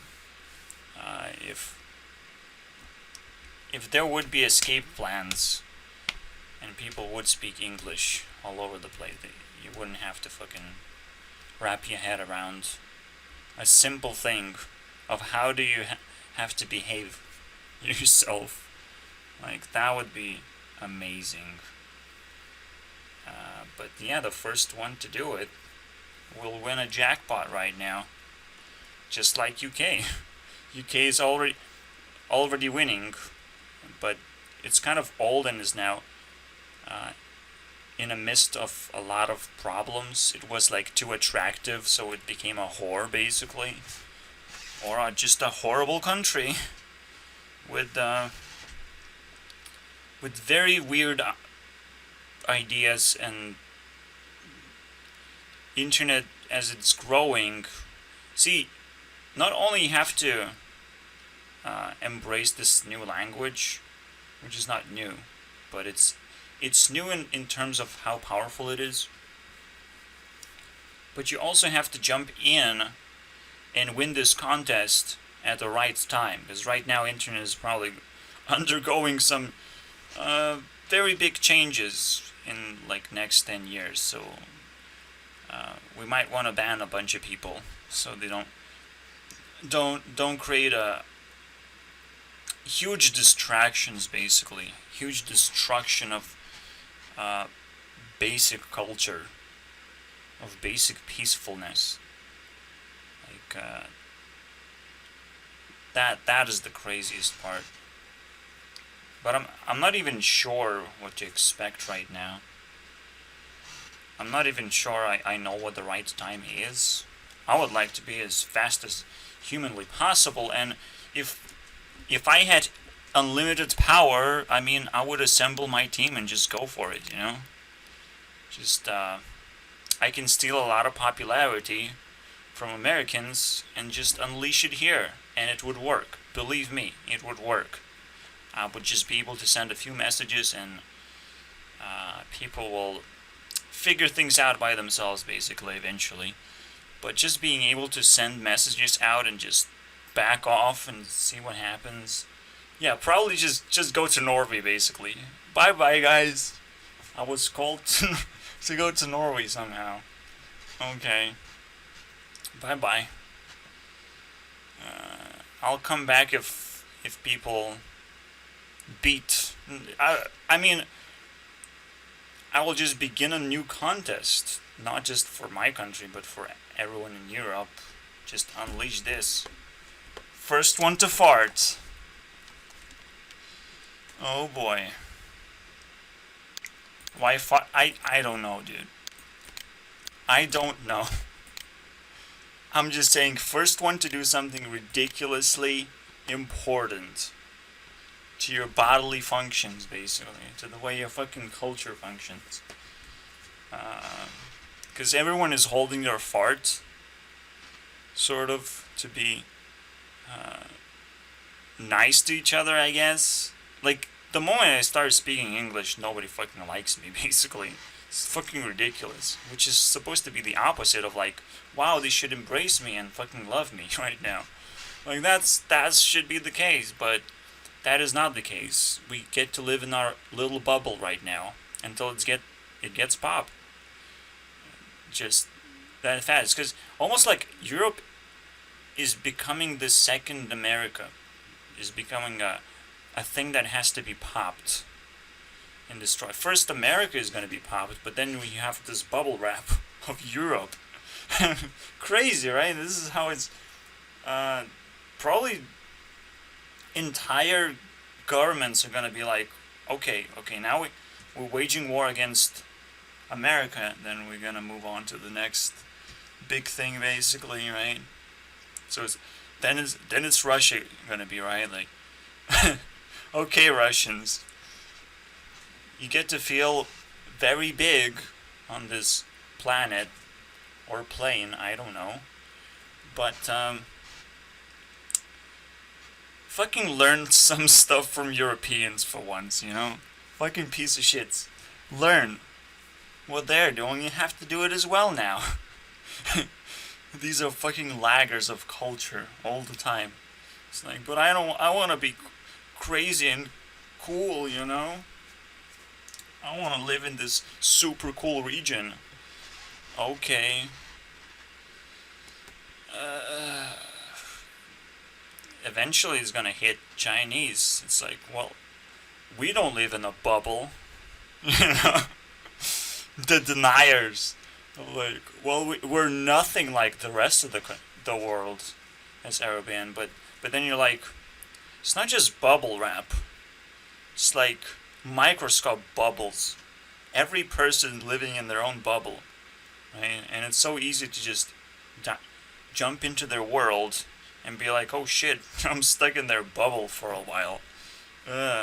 Every single one, because that's the only way you can actually control Chinese, is if you kind of give them privacy, basically, but make sure that they pay taxes for that. A lot of taxes, but privacy for everyone, and everyone wants privacy, and you kind of figure out how to do it in the maximized way. It's kind of crazy. You first give privacy from the rest of the world. You know, nobody knows what Chinese are doing. Okay, that's first. And I don't know what they're doing, so I can't say what the second point is. I mean, that's where you start.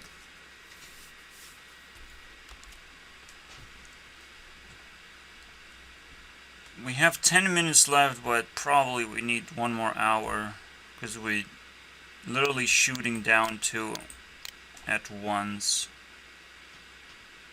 And these might be bigger than we think. These could be the Old Age Guardians. Wow. The Guardians of 10 years previously. If you imagine that Hearthstone existed for 10 years, because it fucking didn't. Or did it?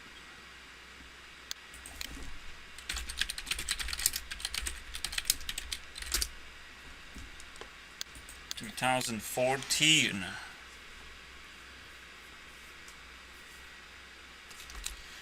Believe it or not, but I spent a lot of time with card games. Even designing cards when I did not have a computer. That was the Yu-Gi-Oh world, basically. Or the world that it introduced. But now it seems a lot deeper than that. Somehow I need to trace back, if possible, if there are 4 hidden years of me actually still dealing with card games somehow. Even while I was deep in Minecraft, because those were the years basically for me to work on Minecraft, and then potentially I jumped into Hearthstone somehow. I don't even remember, because I know I was with doing my engine, or like basically beginning with Unity, sort of, on 2013, and then somehow it started taking place. I don't even remember, like, I played something very significant at 2012 that I supposed to... Puzzle Quest? Puzzle Quest probably came out. Oh shit.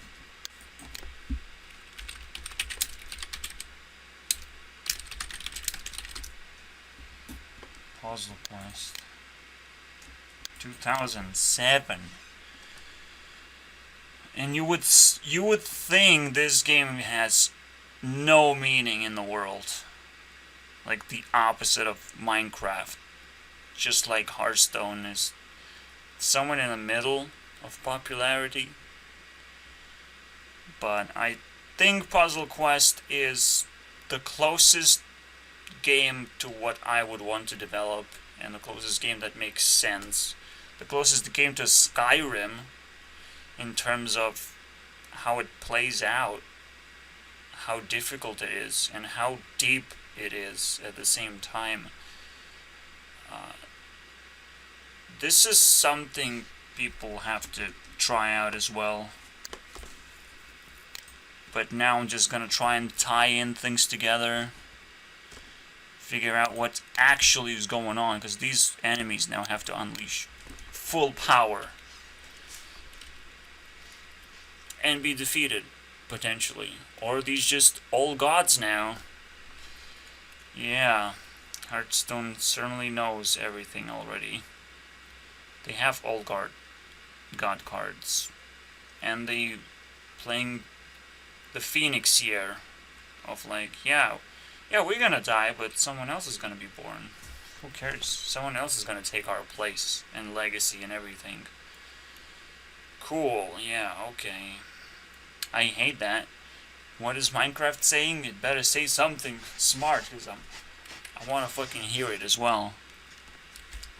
I mean, it said ray tracing, and I already know what it means. It means so much more than just a graphical update. It means everything. It means speed of processing graphics, basically. Incredible speeds, and incredible graphics as well. I just don't know how to unleash this potential. But even in my head, even being alone, not being able to understand this new technology, like, I still know how powerful it is. I still can compete against current technology, just in my head, and not be completely overwhelmed. But I am quite overwhelmed, believe me. Sometimes I can't help it. The last time I have been overwhelmed is with Guild Wars. Guild Wars review. Like, there's some giant creatures that make no fucking sense to me. I guess a lot of games actually have giant creatures sometimes. Or a lot of games have great graphics that can support that crazy stuff. It's, graphics is just a little bit something that I don't like to explore too much, because we have Minecraft. We can fucking relax, and Hearthstone is also not graphics intensive, and that's something that I appreciate so much, because, like, oh wait, every computer can run these stupid fucking games. Yeah, pulled up Hearthstone one more time. I wanted to play some Shaman and generate some lackeys. Shaman only has 2 ways to generate lackeys, which is kind of what every class has. Oh wait, Rogue has an entire Galakrond of lackeys. Holy shit.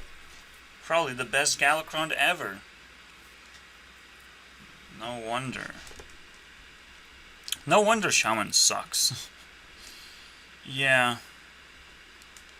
The most fair class sucks. I mean, the worst part about Hearthstone and why I dislike it so much right now is that almost every deck is control deck and waiting for your opponent to like stumble and fall out of value.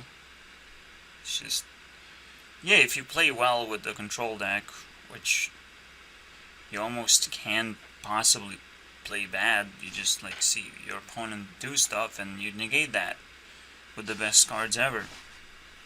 Because control cards are a lot better now than actual cards.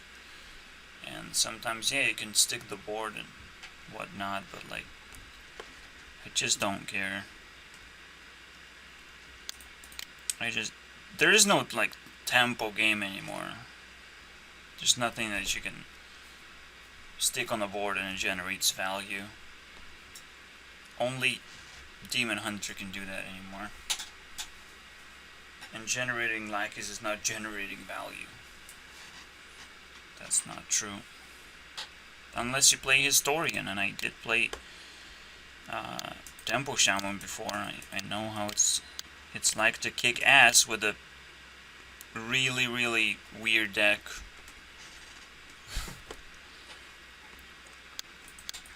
Yeah, it's kind of boring out there. Seeing broken stuff being played and nothing else being played, you know. First, you know, the game needs balance, and then you can enjoy the game. Because the only thing that other people are gonna show to participants, basically, you're participating. Here are the best cards in the game, you know, and they will keep on showing those cards. And when you realize that it's kind of repetitive, what about all the other cards in the game? Like, why are these ones the best? It's kind of fucking dumb and degrading, basically. It just makes you feel stupid. Like, why did they printed this expansion to be just broken cards all of a sudden?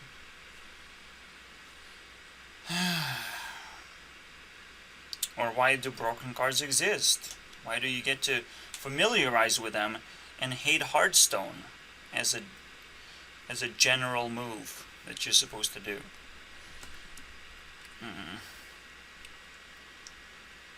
Yeah, the Borklers are so powerful that now you have control decks. So Priest is control, Warriors is control because it has removals, cheap removals, and a bunch of armor, and Brawl. And even more Borklers besides that. He has 3 Borklers. As always, Warriors can always just be a control warrior. So Priest, Mage, Warlock, and then you have aggro classes, which is what I actually played, aggro shaman. Okay, it's somewhat tempo, but it's aggro. It's just like aggro. You could say it's tempo, Demon Hunter, but it's aggro. It's straight up aggro because it literally plays the lowest curve possible. It plays 1-drops. If you play 1-drops and you feel good about yourself, you're playing aggro. You're not supposed to feel good about yourself. You're making sure that you get that chip damage, so the end game also kind of belongs to you because you can control your opponent's health, and that's how Demon Hunter wins. Because it's so easy to crack down. Like, fuck you, burn Hearthstone. And now Hearthstone is losing 55 points for this shit. So yeah, you have basically aggro split against control decks. And if you want to build an actually interesting deck, you can try and beat both aggro and control at the same time. But now you can't, because both of them are actually really powerful. So the question is like, is it possible? It's still an interesting question, and statistically that would be interesting to find out. What what would be those special decks that beat aggro and control at the same time? Really interesting. Believe me. I've bumped into this question over and over again because that's what Hearthstone has been forever. Literally forever. I remember this, thinking about this 3 years ago or something. It's crazy. 3 years ago. Fucking madness. 2-3 years ago. Probably 3. Like, almost definitely. So, that is terrifying to me.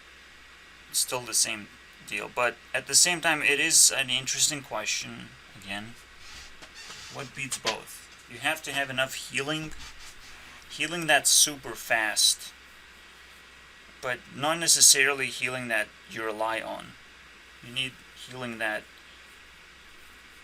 kind of shuts down aggro.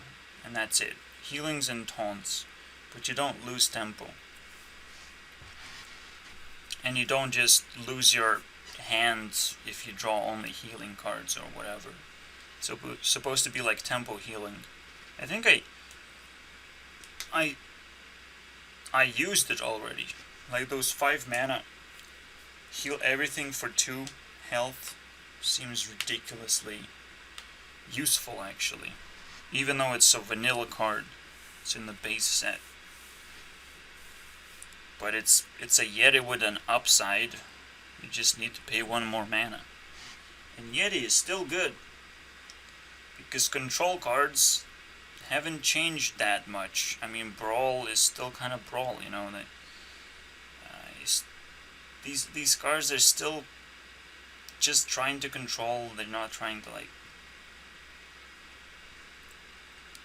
steal the game, create some kind of OTK combo. So there are ways to like outsmart what your opponent is capable of doing.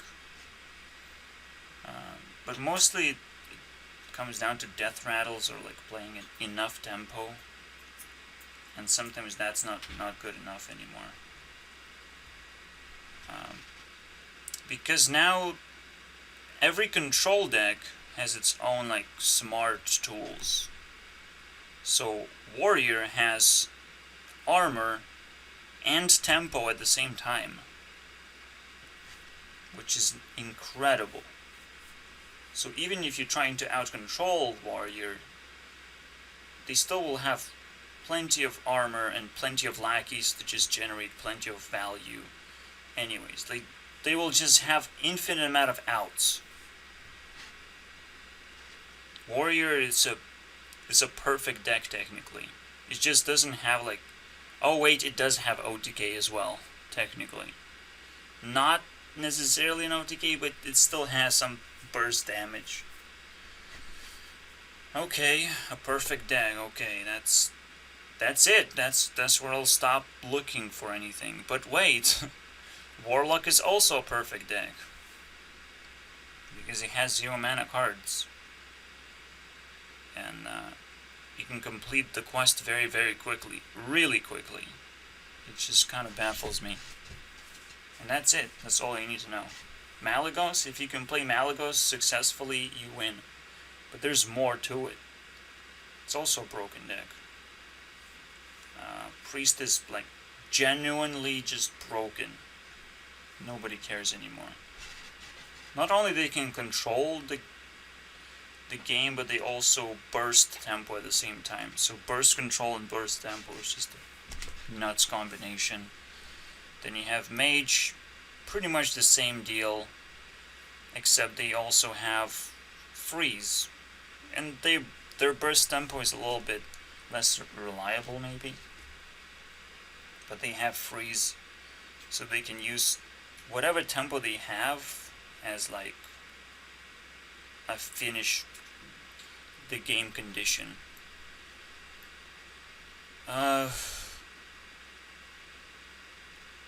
Then, okay, so what's that, like 4 classes? But we need like 5 control classes. Let me think. Paladin can also be control technically. but because it has Murlocs, and Librams are kind of aggro anyways. Like, honestly, Librams are aggro, because they can get discounted, and that's it. And they can play alongside Murlocs very easily at that point. You just literally add Libram package to the most powerful deck ever that Paladin has, and it happens to be Murloc Paladin. So you combine those two things together and fusion! Oh my god, it's the best deck ever. Okay? And it happens to be aggro. Because Librams are more like answers to what your opponent is trying to do, and not necessarily like it's similar to giving your Murloc's Divine Shield with the dragon. It's very, very similar idea, but it's so much more reliable. I guess I should try it. I mean, it is more reliable because you can not have Murlocs and still play Libram cards, right? Like, that's kind of the idea. It's super flexible. And super broken, because equality was broken, but now we have equality in every fucking card, apparently. Highlander Hunter is just obvious aggro. And no other archetype actually matters, because Highlander Hunter has to do as broken things as Warrior, but a little bit faster, and with even more tempo, technically. It's just, Warrior does so many things so very well that it might not feel as powerful, but it is Highlander, so it can do whatever it wants, technically, if you just build it right.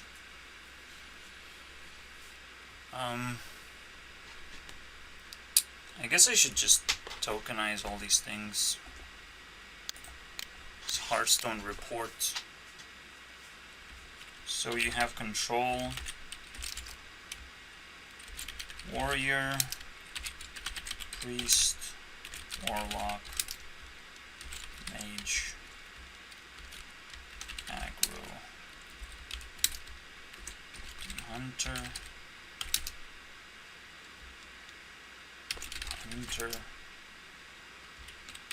paladin.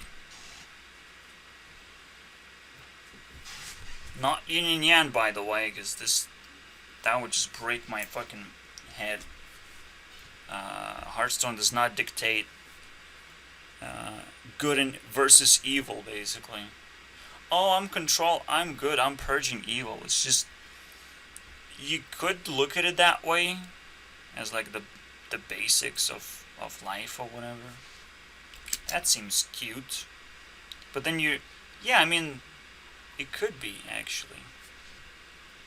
One person, it seems very evil, but it plays games very fast. But see, both of them are evil, for fuck's sake. That's what you have to understand. Both of them are evil. One wastes your time and one wastes your just sanity. This aggro is just mindless. Rush to your face. They don't care. They understand when they lost the game. Oh wait, they don't, because now Hearthstone is just too random. So you never know when you win or lose. Even when you don't have the board, or you don't have anything. You can always just find damage in your hand, just enough to stick in the face. Whatever. We have 3 more classes. So obviously Shaman should play like aggro, but it can also play control, which makes Shaman really, really weird. But these classes play control a lot better than Shaman, so I'm not exactly sure what I have a choice out of. I really don't. Because if you play like aggro Galakron deck, it's very simple. Galakron is your way out. It's just something that destroys control decks sometimes, probably never, but that's why you play aggro, to destroy control decks. You would think that control decks have ways to defeat aggro. Somehow that's supposed to be true. But it just confuses me now. Like, aggro should be able to beat control most of the time. And somehow that's not true. So I don't know. I don't know. The dynamic, believe me, is confusing to me. Because I don't see the statistics. I don't play with statistics. I want to like invent them myself and be able to see them myself. It's kind of perception. If I build it myself, then I will get more experience. Simple fucking math. Somehow I don't know the other two classes right now. It's Druid and probably some control deck. Druid can never control. Yep. Rogue. Definitely a control deck because it just kind of happens to turn into control. I mean, there's nothing about Rogue that instantly kills you or even plays fast. Nothing.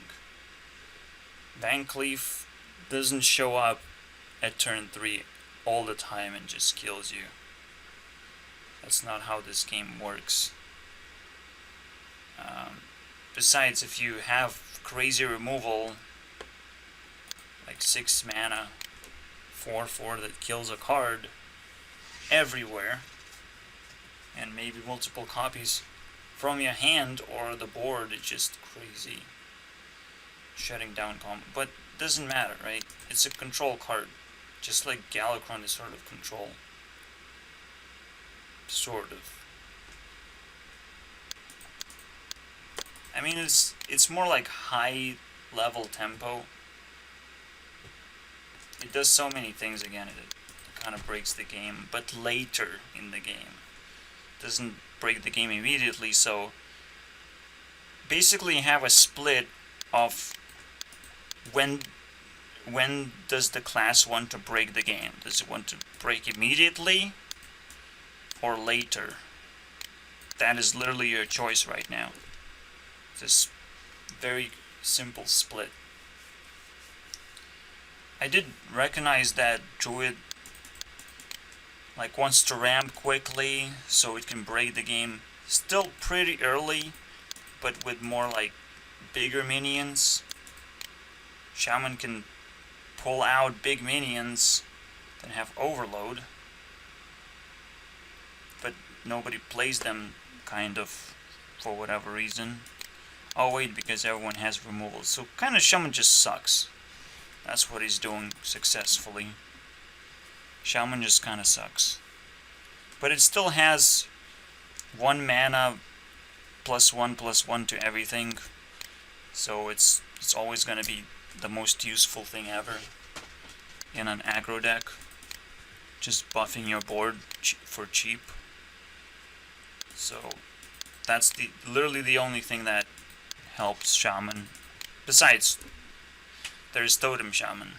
And that's a pretty decent aggro deck, by the way. I still believe that it's a really decent aggro deck. For some reason I don't see it at all though. Like at all. But every single time I am super impressed and super happy. So you have this like super simple division between classes and what they're trying to do, and this has probably lasted for a long time, and only now I made it visible to myself. Which is very interesting, to be honest. It's like Blizzard came in and just filled in the gap of like, well, we need just some class that on the aggro side now. And they did it. They filled in the gap and added Demon Hunter. Great. What is not so great is the the fact that that's kind of it. Nobody's actually even trying anything else besides switching from aggro to control and pretending that that's how you win games, basically.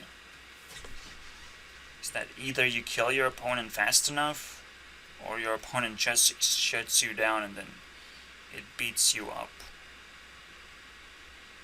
And that's kind of it. It's kind of weird. And it's so simple as well. So it all goes down to aggro being able to execute its plan well enough against control. So if you build your deck well enough, like really, really well enough, you might even add some meta breakers once you realize, but you just realize what kind of cards are good or not. So that's what the game is about. I'm not sure if I like that, but that's kind of what the game is about. There might not be anything in between, or might be a lot of reasoning that I can like dig out. If there is something in between, how does it work? Because I'm kind of confused now. So just to be clear, control decks have to have a lot of healing. So warlocks kind of have a general way to cycle healing and have now additional lifesteal cards. Priest is just notorious for healing, and warrior is notorious for armor. Mage is supposed to be notorious for freezing cards, and rogue is notorious for kind of removing minions efficiently, I guess. But really, right now, it's notorious for lackeys. And it's forced to play the Galakron, and it does remove minions efficiently with a 3-mana card. And what is the other one? It's just adding one more attack on things. I guess that works. I guess it's Rogue is probably the least favorite for me, but is the one that I can actually favor the most in terms of what it's trying to do. It's trying to be a control deck. So it would be my least favorite if it would be an aggro deck, but that would be obvious. I mean, it stands out somehow, and it works. It's a control deck that actually plays a tempo game, tries to keep up with your opponent in a fair way, basically. But at the same time, not really. Not really. It's not really fair. You have to have tons of legendaries, and most of them are kind of broken. But it still feels like the most fair way to do it. I can't break it down, honestly. It's not like rogues even use weapons, try to go to the face, obviously not doing that, so it's control now. I don't know, but I lost to so many rogues, and it's kind of baffling actually then.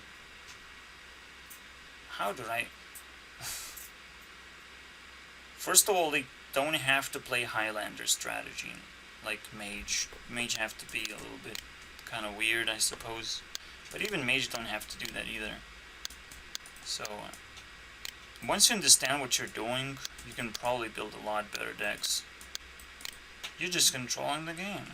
That's it. You're just waiting for your opponent to play too many things and just get shut down. That sort of thing. Run out of value, because most control decks are just dragging into fatigue of any kind. You run out of cards, you're dead technically, because that's very easy to just turn around. So that's what you're waiting for. So with Rogue, I get it now. Rogue actually has a special way to deal with this. A special control format. So while these classes have like a bunch of healing, Rogue simply has a lot of value. Okay? It just generates value constantly. That's what it's doing. And that's how you have to see it, because like you draw 0 mana cards, and that's pretty much it. Like that's the joke, right? It's so obvious that somehow I did not see it right away. That's crazy. I guess I'll put some fires out for that. For that revelation. Cool. Thank you guys. You make me work very hard. Until I break it down and just disappears, hopefully. To ash. No more. Please. I heard that the story mode is not gonna have, or the story adventure is not gonna have new cards introduced, so I literally don't care about Hearthstone for like 2 months now. Until new expansion hits, obviously. That's when I care about it. But now I'll have a fucking frame of reference of how I'll want to look at it again. And they probably will not recover from the fires. I just want to just punch them out of the game, so to generate my own value. Meaning that I'll just gonna have a party of like not help Minecraft party. Cause fuck that shit. But I also kind of want to do my engine. Please find time for that. Me, Mr. Me. I'm so excited. I mean, like, Puzzle Quest is my favorite game besides Skyrim. In terms of not these mainstream games now that I talk about over and over again. But this is fun. Okay, so we found a bunch of aspects of control that Blizzard put together. What is aggro then? How does the aggro work? Because that's cool. If these are just aspects, now you know what to expect. Fucking cancer. How to play most efficiently against these things. Basically, these ways of control. What is the most efficient way to break those? You get the idea. Aspects. Jesus Christ. So, with the introduction, still, most classes are still being played. I'm kind of happy about that. So we can look at it now. What are the aspects of aggro? What does the shaman have? Let's quickly figure it out. Because we know what Spell Druid is doing. Okay, it's just trying to create some combo aggression. Something that just vomits on the board, and all of a sudden your opponent is like, oh shit, I can't clear this, and it's game over then. If you can't clear this, congratulations. That's what it is. That's what druids try to do. Whether it's token druids or spell druids, same thing. It just eventually pushes bigger and bigger minions until your opponent gives up. Can't deal with it. It's like super basic, but druids cannot actually answer to anything. If there's a big minion, it has to be ignored technically. They just kind of have to go face at that point anyways. Shamans do have a little bit of healing in late game. So yeah, that's it. That's their fucking ace in the fucking hole. They're very good. It's a very good class that has also healing. But that's not supposed to be the main part of being an aggro deck, because Demon Hunter also has healing. Holy shit, right?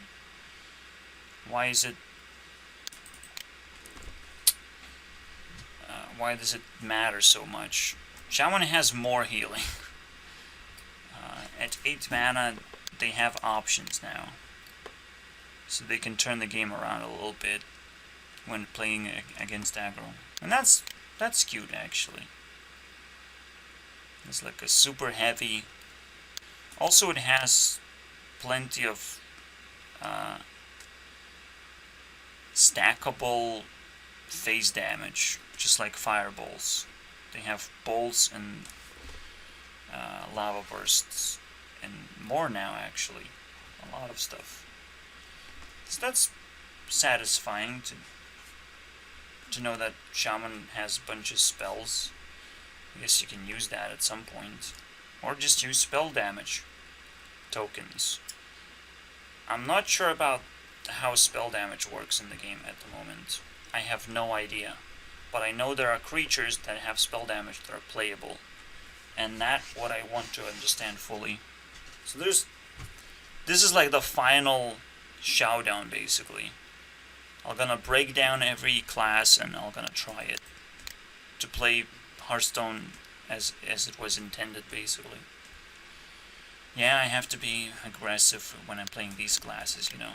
That's why I have to give up, right? Because Paladin might feel like it has enough cards to control the game, but it doesn't. These guys have. Okay, so we're all divided to understand each other and so on and so forth. It's pretty interesting, actually, to look at it that way. It's not completely mind-shattering. The only mind-shattering card is Zephyrus, but even that is like fair, you know? Fair, sort of fair, because you have to kind of break down your strategy quite a bit. Or at least your strategy has to be viable in a wider variety of cards, which is quite a challenge, and I think it's a satisfying enough challenge to where you do it anyways. You add Zephyrs in every deck, eventually. That's what it feels like, but, you know, be careful. So that's what I might just do, you know, a Shaman deck that has Zephyrs. Great. I tried to do that right now, but it wasn't aggressive enough. I'm pretty sure about that. Alright. So what's the deal with Paladin? Paladin has so many answers to tempo. So if your opponent has like a tempo driven answers to your tempo, if it tries to shut down just with playing a bunch of shitty annoying things or like taunts, Paladin can deal with that now.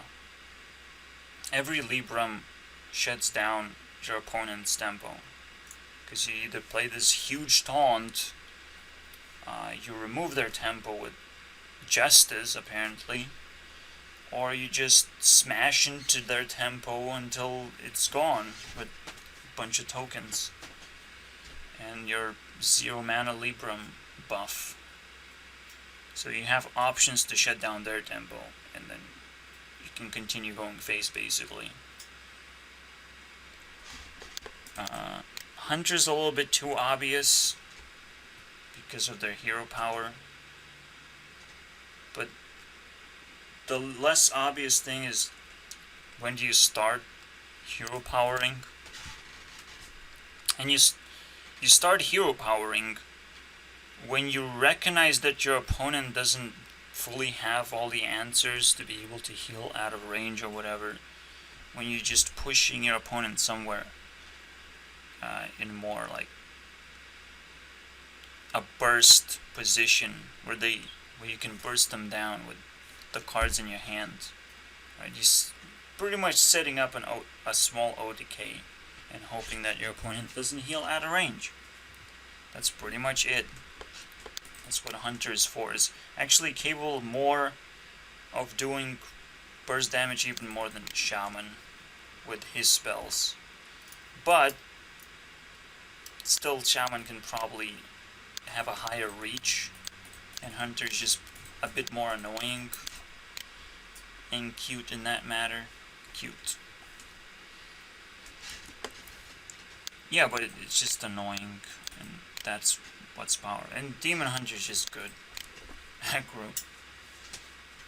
Aggro class copycatted a bunch of other aggro strategies and stitched itself together to become this 5th class. I don't know what's so different about it. Oh wait, because it has 1 mana hero power, which is aggressive hero power by default, right? Because it just flexibly goes to face eventually, right? That's what this hero power is about. Just like yes, it's basically like, you have to understand that what every aggro deck is trying to do is trying to be as efficient as possible with the mana usage. That is the main goal. You cannot be aggro and miss 1 mana crystal. It's game over at that point. Your deck sucks somehow because of that.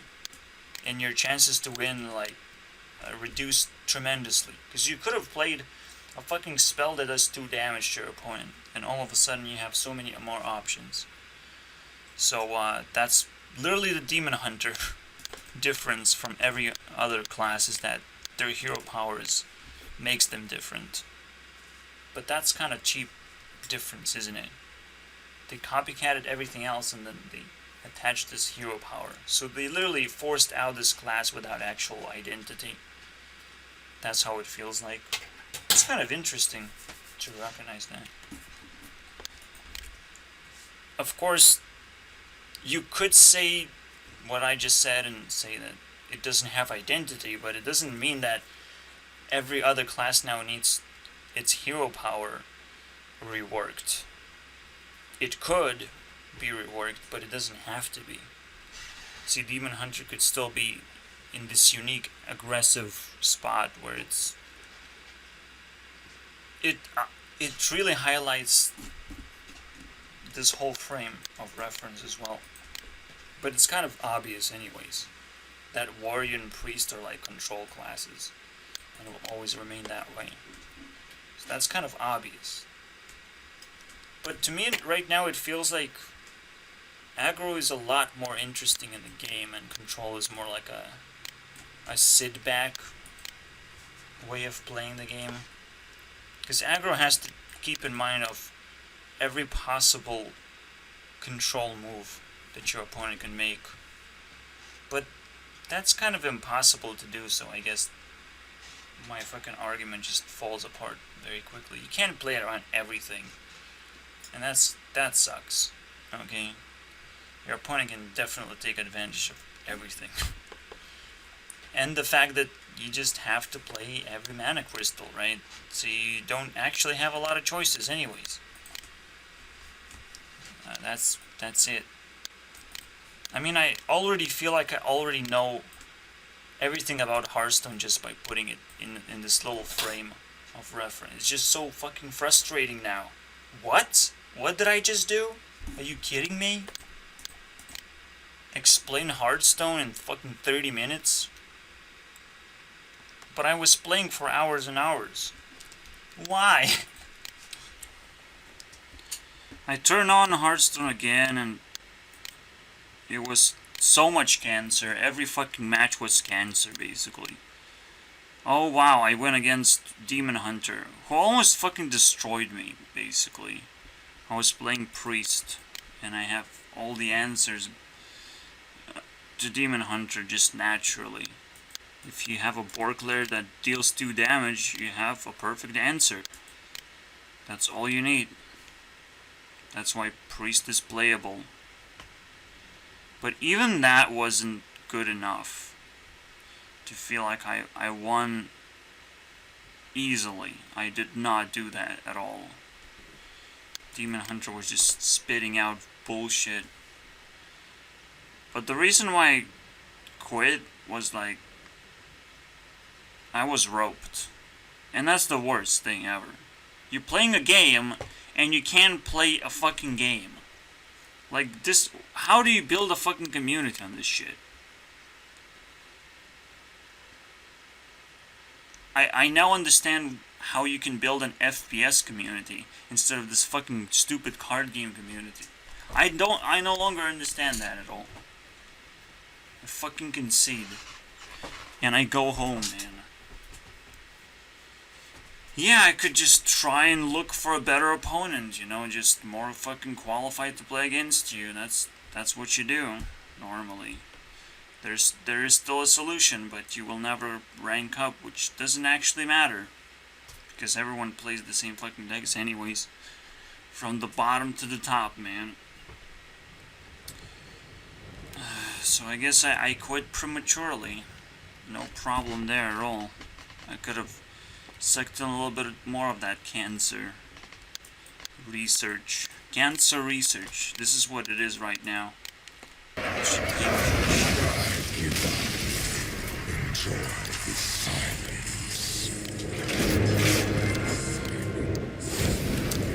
What is this fucking game? Just random cards all over the place, man. This is what Priest is right now. And this fucking Thief Priest is the worst fucking shit ever. Jesus Christ. Random. Generate random card every fucking turn. Isn't that amazing? Also steal a bunch of random cards. Look at your opponent's hand. Do whatever the fuck you want. Forever. Because you get an infinite way to generate cards, which is never happened before. But they fucking created Galakrond. Congratulations. Never happened before, by the way. In Hearthstone history. We generate random cards infinitely. With your hero power. Besides fucking Hunter. But what can Hunter fucking do? And even that was a big complaint in the game. Okay, Warrior. I don't even fucking care anymore. Holy shit, guys, I can do so many things with these fucking cards. I can do so much skill. And discover a skill, basically. We'll figure it out. But that's a lot of options, and that's the deck that I built. Which makes absolutely no sense. What can I do? Trade in those. I don't know. I can trade in this guy. Kill it. Wow. And then prepare for next turn. Oh wow. I actually have an option here. I can steal his card. That's probably actually better than playing anything else. Man, I'm starting to appreciate Elder Scrolls Legends so much more. Not only you have two lanes that you have to deal with, you're also forced to play not aggro, but tempo. And there's no control either, because you can't control the board. You literally can't. But here, the game is so much different. Control and aggro is split out of tempo that's supposed to be in the middle, just like we discussed. Also, they're burning at 28 now, so they lost just almost 60 points. They're almost gone. Almost not worth talking about anymore. That's very satisfying. I'll just win with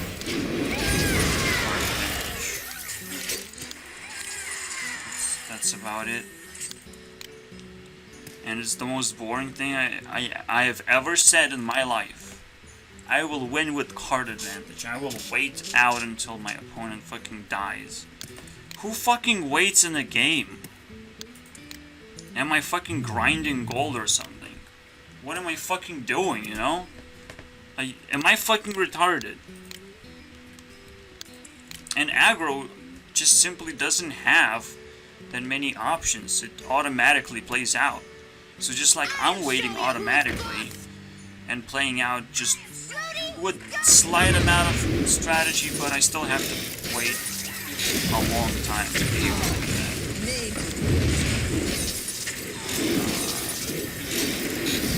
I'm not sure what he's doing.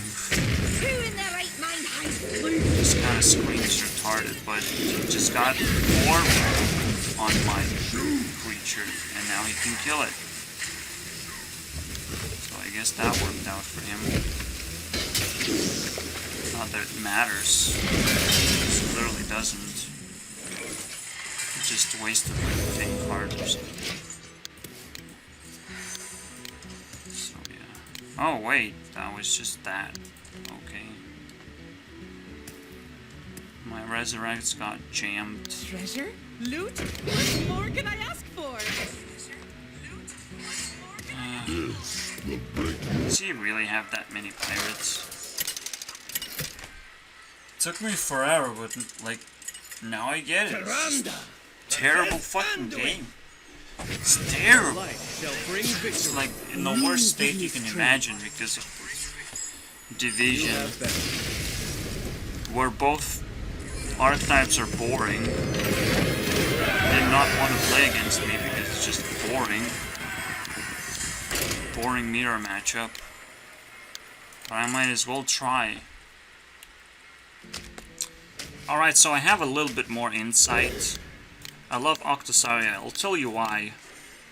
Card draw is very important in tempo decks, and this is the only niche that you can find between aggro and control. So aggro doesn't necessarily have a lot of chances to win.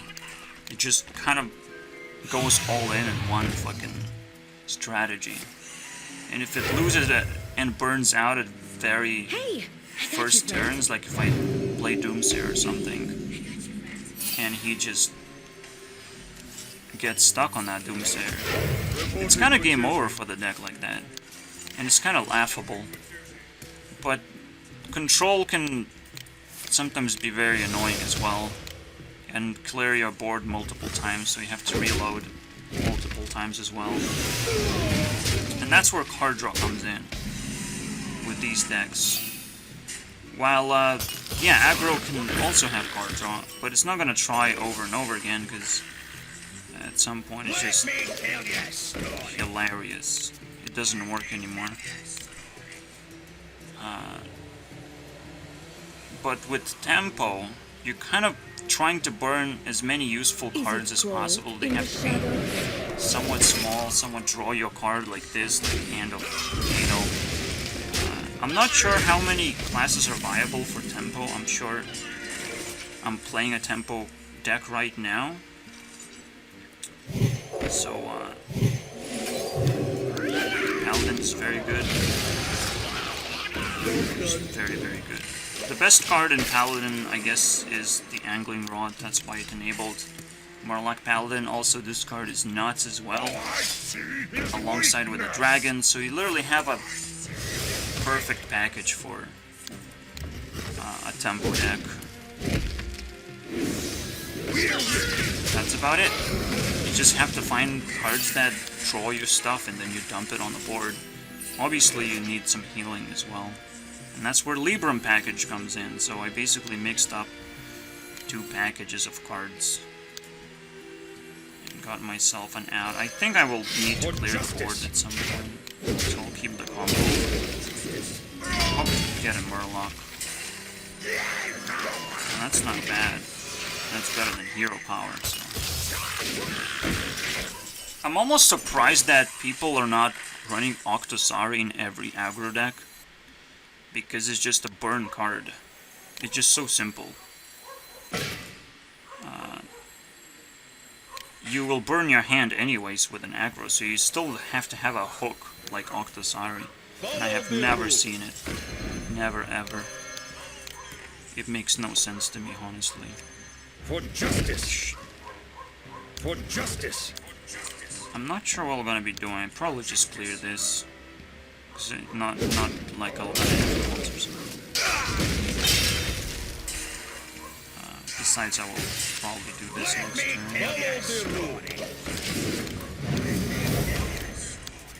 Just temple. Simple. You just dump things on the board. It's ridiculously simple. And Murlocs are small, also very cool when you generate small cards. It's almost like lackeys. And lackeys are just as powerful. This card is just so broken right now. But yeah, I'm not sure why they don't play it. Sorry, just reloads your hand, and then you can continue being aggressive. If you happen to burn out. Second win, literally. So everyone should play it. Including me, because, well, drawing cards is just a lot of value. Even though Tempo Deck's kind of mid-range, right? Wow, you didn't even hero power. I'm not sure what it's trying to do. That is retarded. I can't believe I'm stuck in a retarded rank. Just so stuck. See, Actisari wants to be played. Essentially, I'm running out of cards.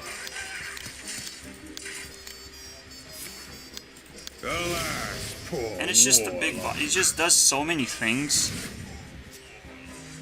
that you can't go wrong with this thing. It's also a beast. I mean, like, every hunter can run it, I believe.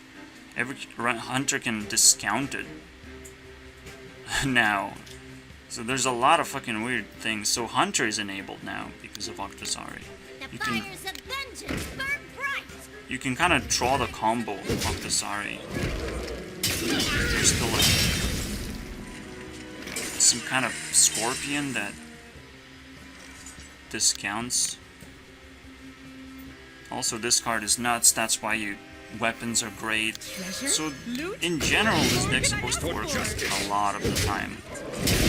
But because we're playing Hearthstone, it works like 50% of the time, okay?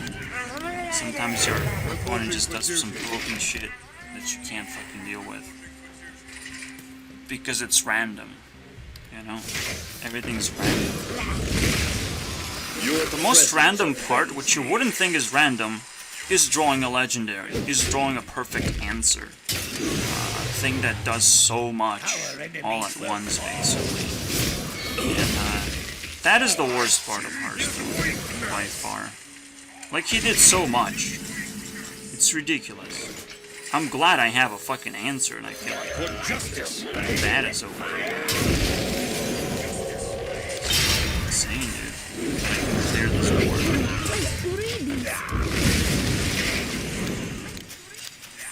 But that was one of those Hearthstone moments where the game fucking sucks. I have a legendary. So close to level 30 of fire. It's surprising that they can survive this far. But yeah, that's the biggest deal about Hearthstone, is actually you have to draw a bunch of cards. And I had like 3 rods already. Maybe even 4. Maybe even 4. Just keep on drawing Murlocs and all that shit. It's ridiculously important for the game. It's not just fun, it's important to have enough card draw. I had similar setup with Shaman, because you with Quest you can do a double battle cry, and you actually have lackeys. And it's a ridiculous win condition. Ridiculous. I guess I shouldn't have allowed this not to die. Whatever. Yeah. Let's draw more Murlocs. Finally, my deck works. The only thing you have to do is just not run out of steam all the time. Your opponent clears your board and whatever. So that's the most annoying part, is how do you handle your opponent from clearing the board? Oh, oops. Whoops. Can't charge heal. There is a very simple reason why Galakron Priest is the best fucking deck in the game. Like, the best, if you look at the stats.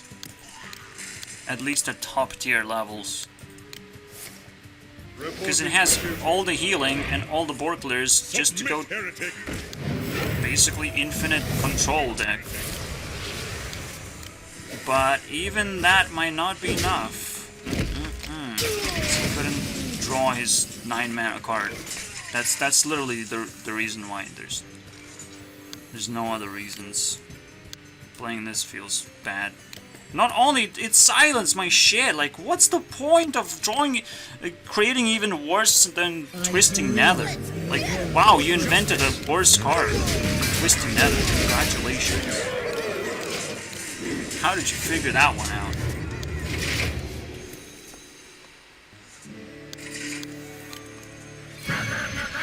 Well, at least that happens. This is just weird. I have to fight so hard against this shit. But I can actually do it quite a lot. But just... Oh, I fucking summon a Prime, and then he just randomly gets that stupid 9-mana card again. Which he did play just as I was talking about it, so yeah. Like, what is more lazier fucking way to print a card? Not only it's a spell, it doesn't synergize with anything. It just clears the board. It's just the most boring thing ever. I mean, I don't even see Twisting Nether being a cool card. I would understand if you have to play a portal. Okay, in your deck. Have at least one portal. And then your spell actually works and clears everything. Like, this is stupid. And yeah, Twisting Nether is no longer a problem because nobody plays Warlock anymore. Crazy, right? I literally haven't seen Warlock ever. Ever, never. Oh wait, there is a Warlock deck. That's Control. And that has Twisting Nethers. Just because it has to, you know. Just because it's broken deck. Like, what else do you need? You need Twisting Nether, right? Like, it's a most perfect card. How else are you gonna control the board? Twisting Nether, crazy. Technically not doing anything that turn, but it's just ridiculous. Mind games at that point. Like, you're still forced to play a control game if you're trying to not play into Twisting Nether. You're just conceding to a control game. But otherwise you get out-controlled anyways. And this sort of mechanic is just pissing me off. Like, I should be able to pull control deck into a not control scenario instead of the other way around. Where control decks just pull me. With this freeze effects, with full Borkler effects, with disappearance effects, removals, all that shit. But it's much worse when it's like massive, just massive. And Mage Secret that clears the board does that, and then Twisting Nether does that of any kind. Or just huge Borkler that you have to you just can't play around. Because you're just either gonna jump into a removal position or just a Borkler position. So one thing must not work very well for control decks, but everything works. And that's what's so frustrating. The best you can do is like build an OTK deck somehow. Secretly sneak in an OTK. That's the best thing you can do. Now Druid is like a fucking joke. It's a joke.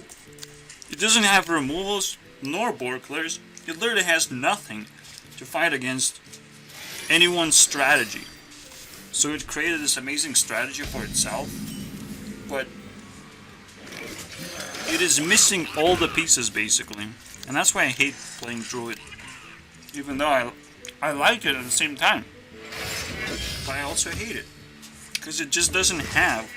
It's just too fair. Ridiculously fair. I hate it, but I have to draw with weapons. And weapons are the most powerful tech that paladins and warriors have. It's kind of ridiculous. Well, and demon hunters have the weapon, basically. The most perfect weapon in the universe. Oh boy. I hate it, but I kind of can't. I bet demon hunters can play this card like crazy, okay? You fucking bet. Alright, there is one more way to do it. One more way to increase a level of negative, basically, influence. And it's through memes, I think. Memes can actually give me a glimpse of a culture. I actually wanted to make a documentary at once of like how powerful are memes. And here we are. We are at the point where I just discovered that, holy shit, I didn't use an outlet that has been so useful in some capacity, and now I realize what can I do with it. I can laugh the teams out. Get out of here.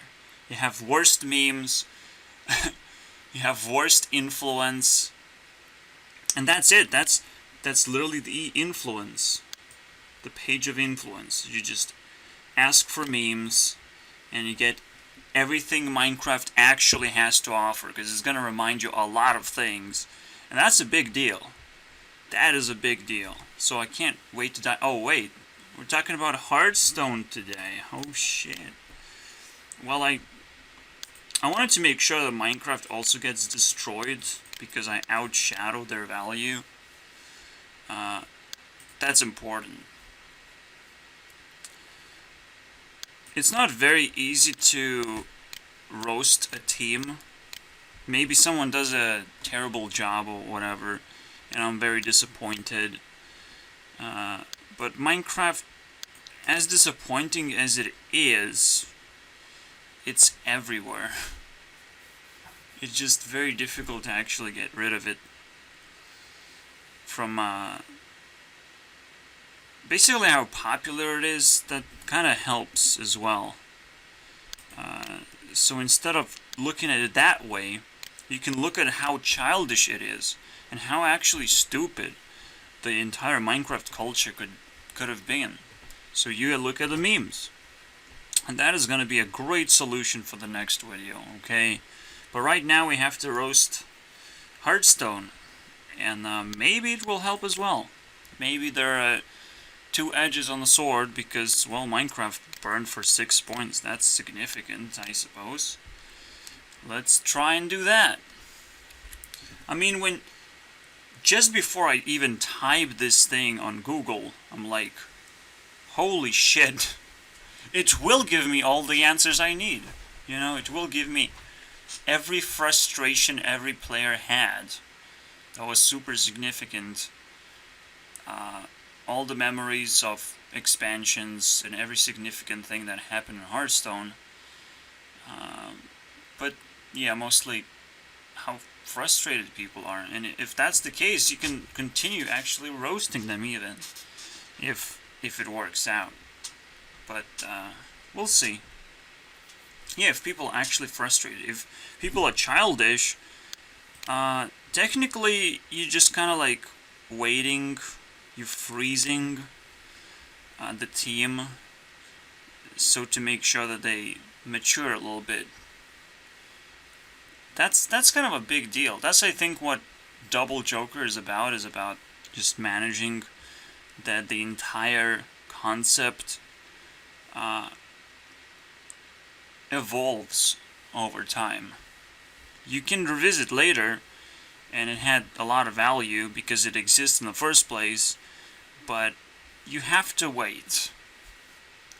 You have to be surprised, basically, by the progress, and be like, oh yeah, now I can go back and look at it again. But now I'm like, I don't want to be recreating a children's game, you know what I mean? Like, this is fucking disgusting. I mean, another thing about memes is that if you don't understand memes, you shouldn't dive into them. And that's why it's very good to actually review the team first and sit through all this bullshit.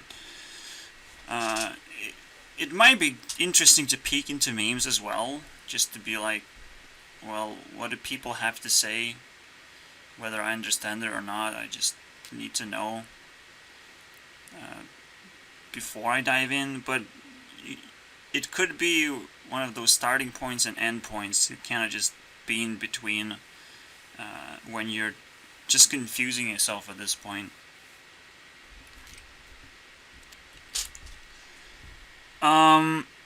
This is incredible, by the way. This just pisses me off so much I have to talk about it.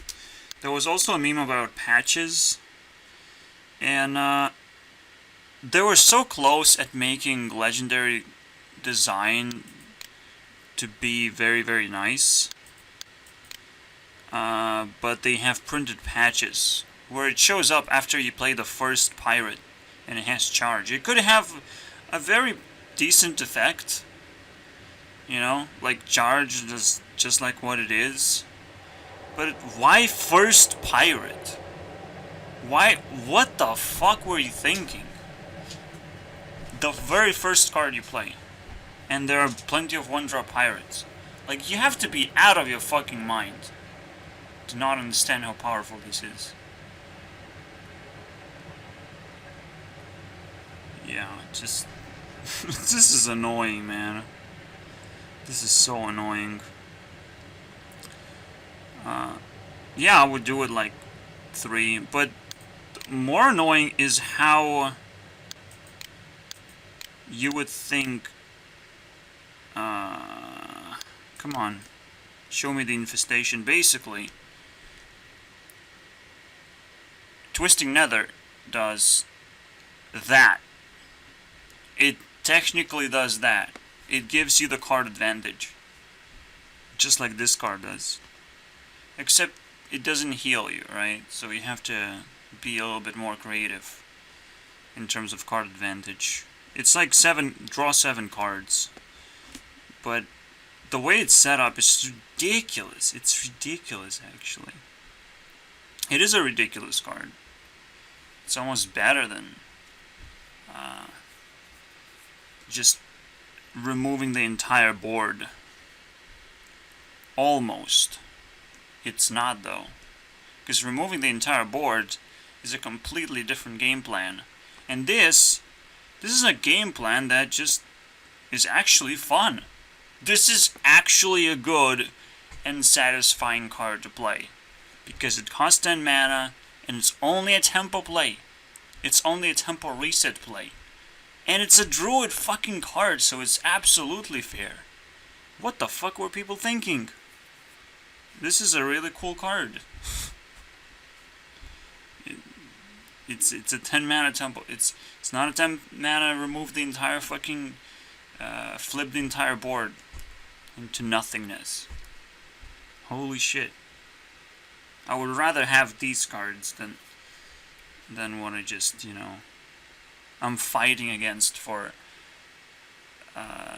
in my head. Like, I can't understand anything. We're so close, and I remember one particular loss is the sorry emote. Because I always feel very, very sorry when I play the game, okay? Every time there's some fucking RNGs happening on either side of the board. Less for me, because I actually play fair decks and I don't play like fucking Yogg-Box or whatever. But please, why do they have to just remove I am sorry emote? It's just ridiculous. Wow! Oh, that's what they want from us, huh?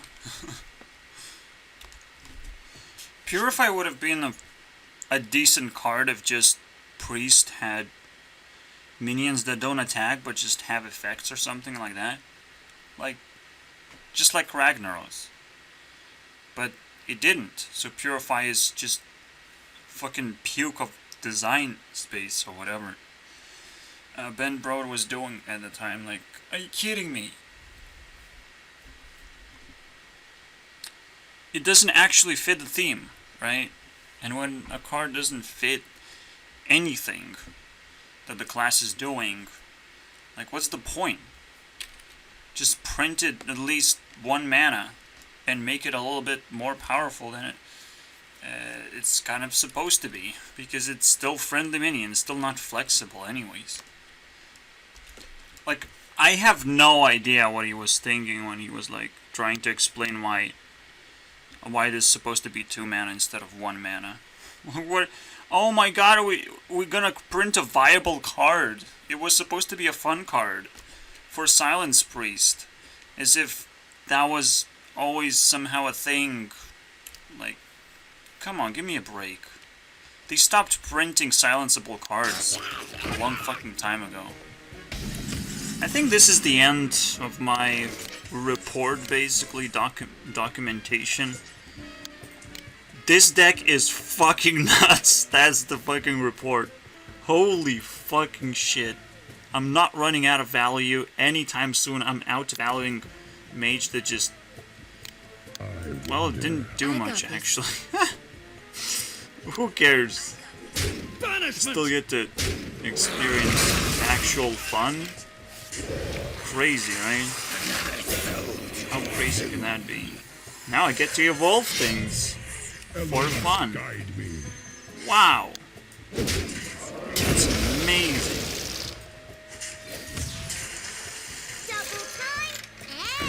Wow, that's nice evolution, actually.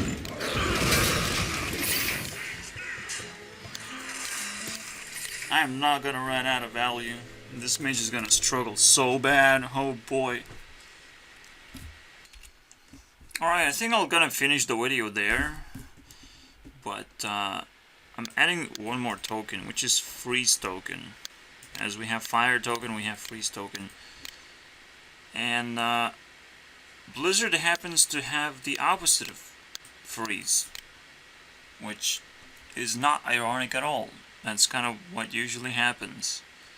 You're so good at freezing, your name is Blizzard, and I hate Mage, but the way this works, if I spend a lot of time, or like do a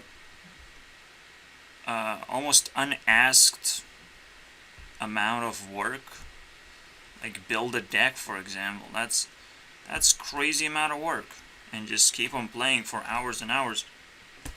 If I happen to be able to find an activity of some kind, or be inspired to do an activity of some kind, and revisit content just out of sheer like will, just I find it very interesting, right? Like, it's a part of my life, so it grows on me technically, and otherwise it will be rejected and it will be frozen, and it won't be able to actually influence me because it's frozen. And then I'm like, well, I can break the ice because it's now awkward that I actually haven't watched these guys, you know, or whatever, whoever gets frozen. So this is a lot easier to go to the other side of this thing, other than the fire thing, because there's always something roastable, including myself.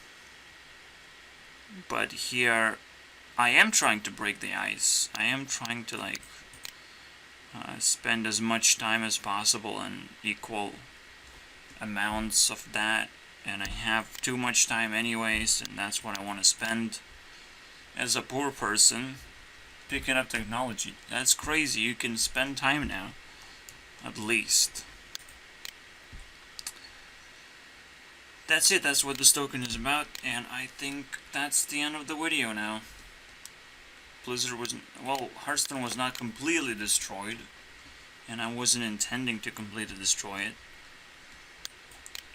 Unless it will, but it seems like I don't think this token, now that I recognize how it's gonna work, it's probably gonna save their ass quite a bit, like, seriously, because I will still probably continue playing Hearthstone every day, and there's a few decks that I enjoy very much, and there's the Tempo archetype that's very much hidden. It's like a candy wrapped in between of aggro and control, once you recognize what tempo is, it's like the actual core of the game.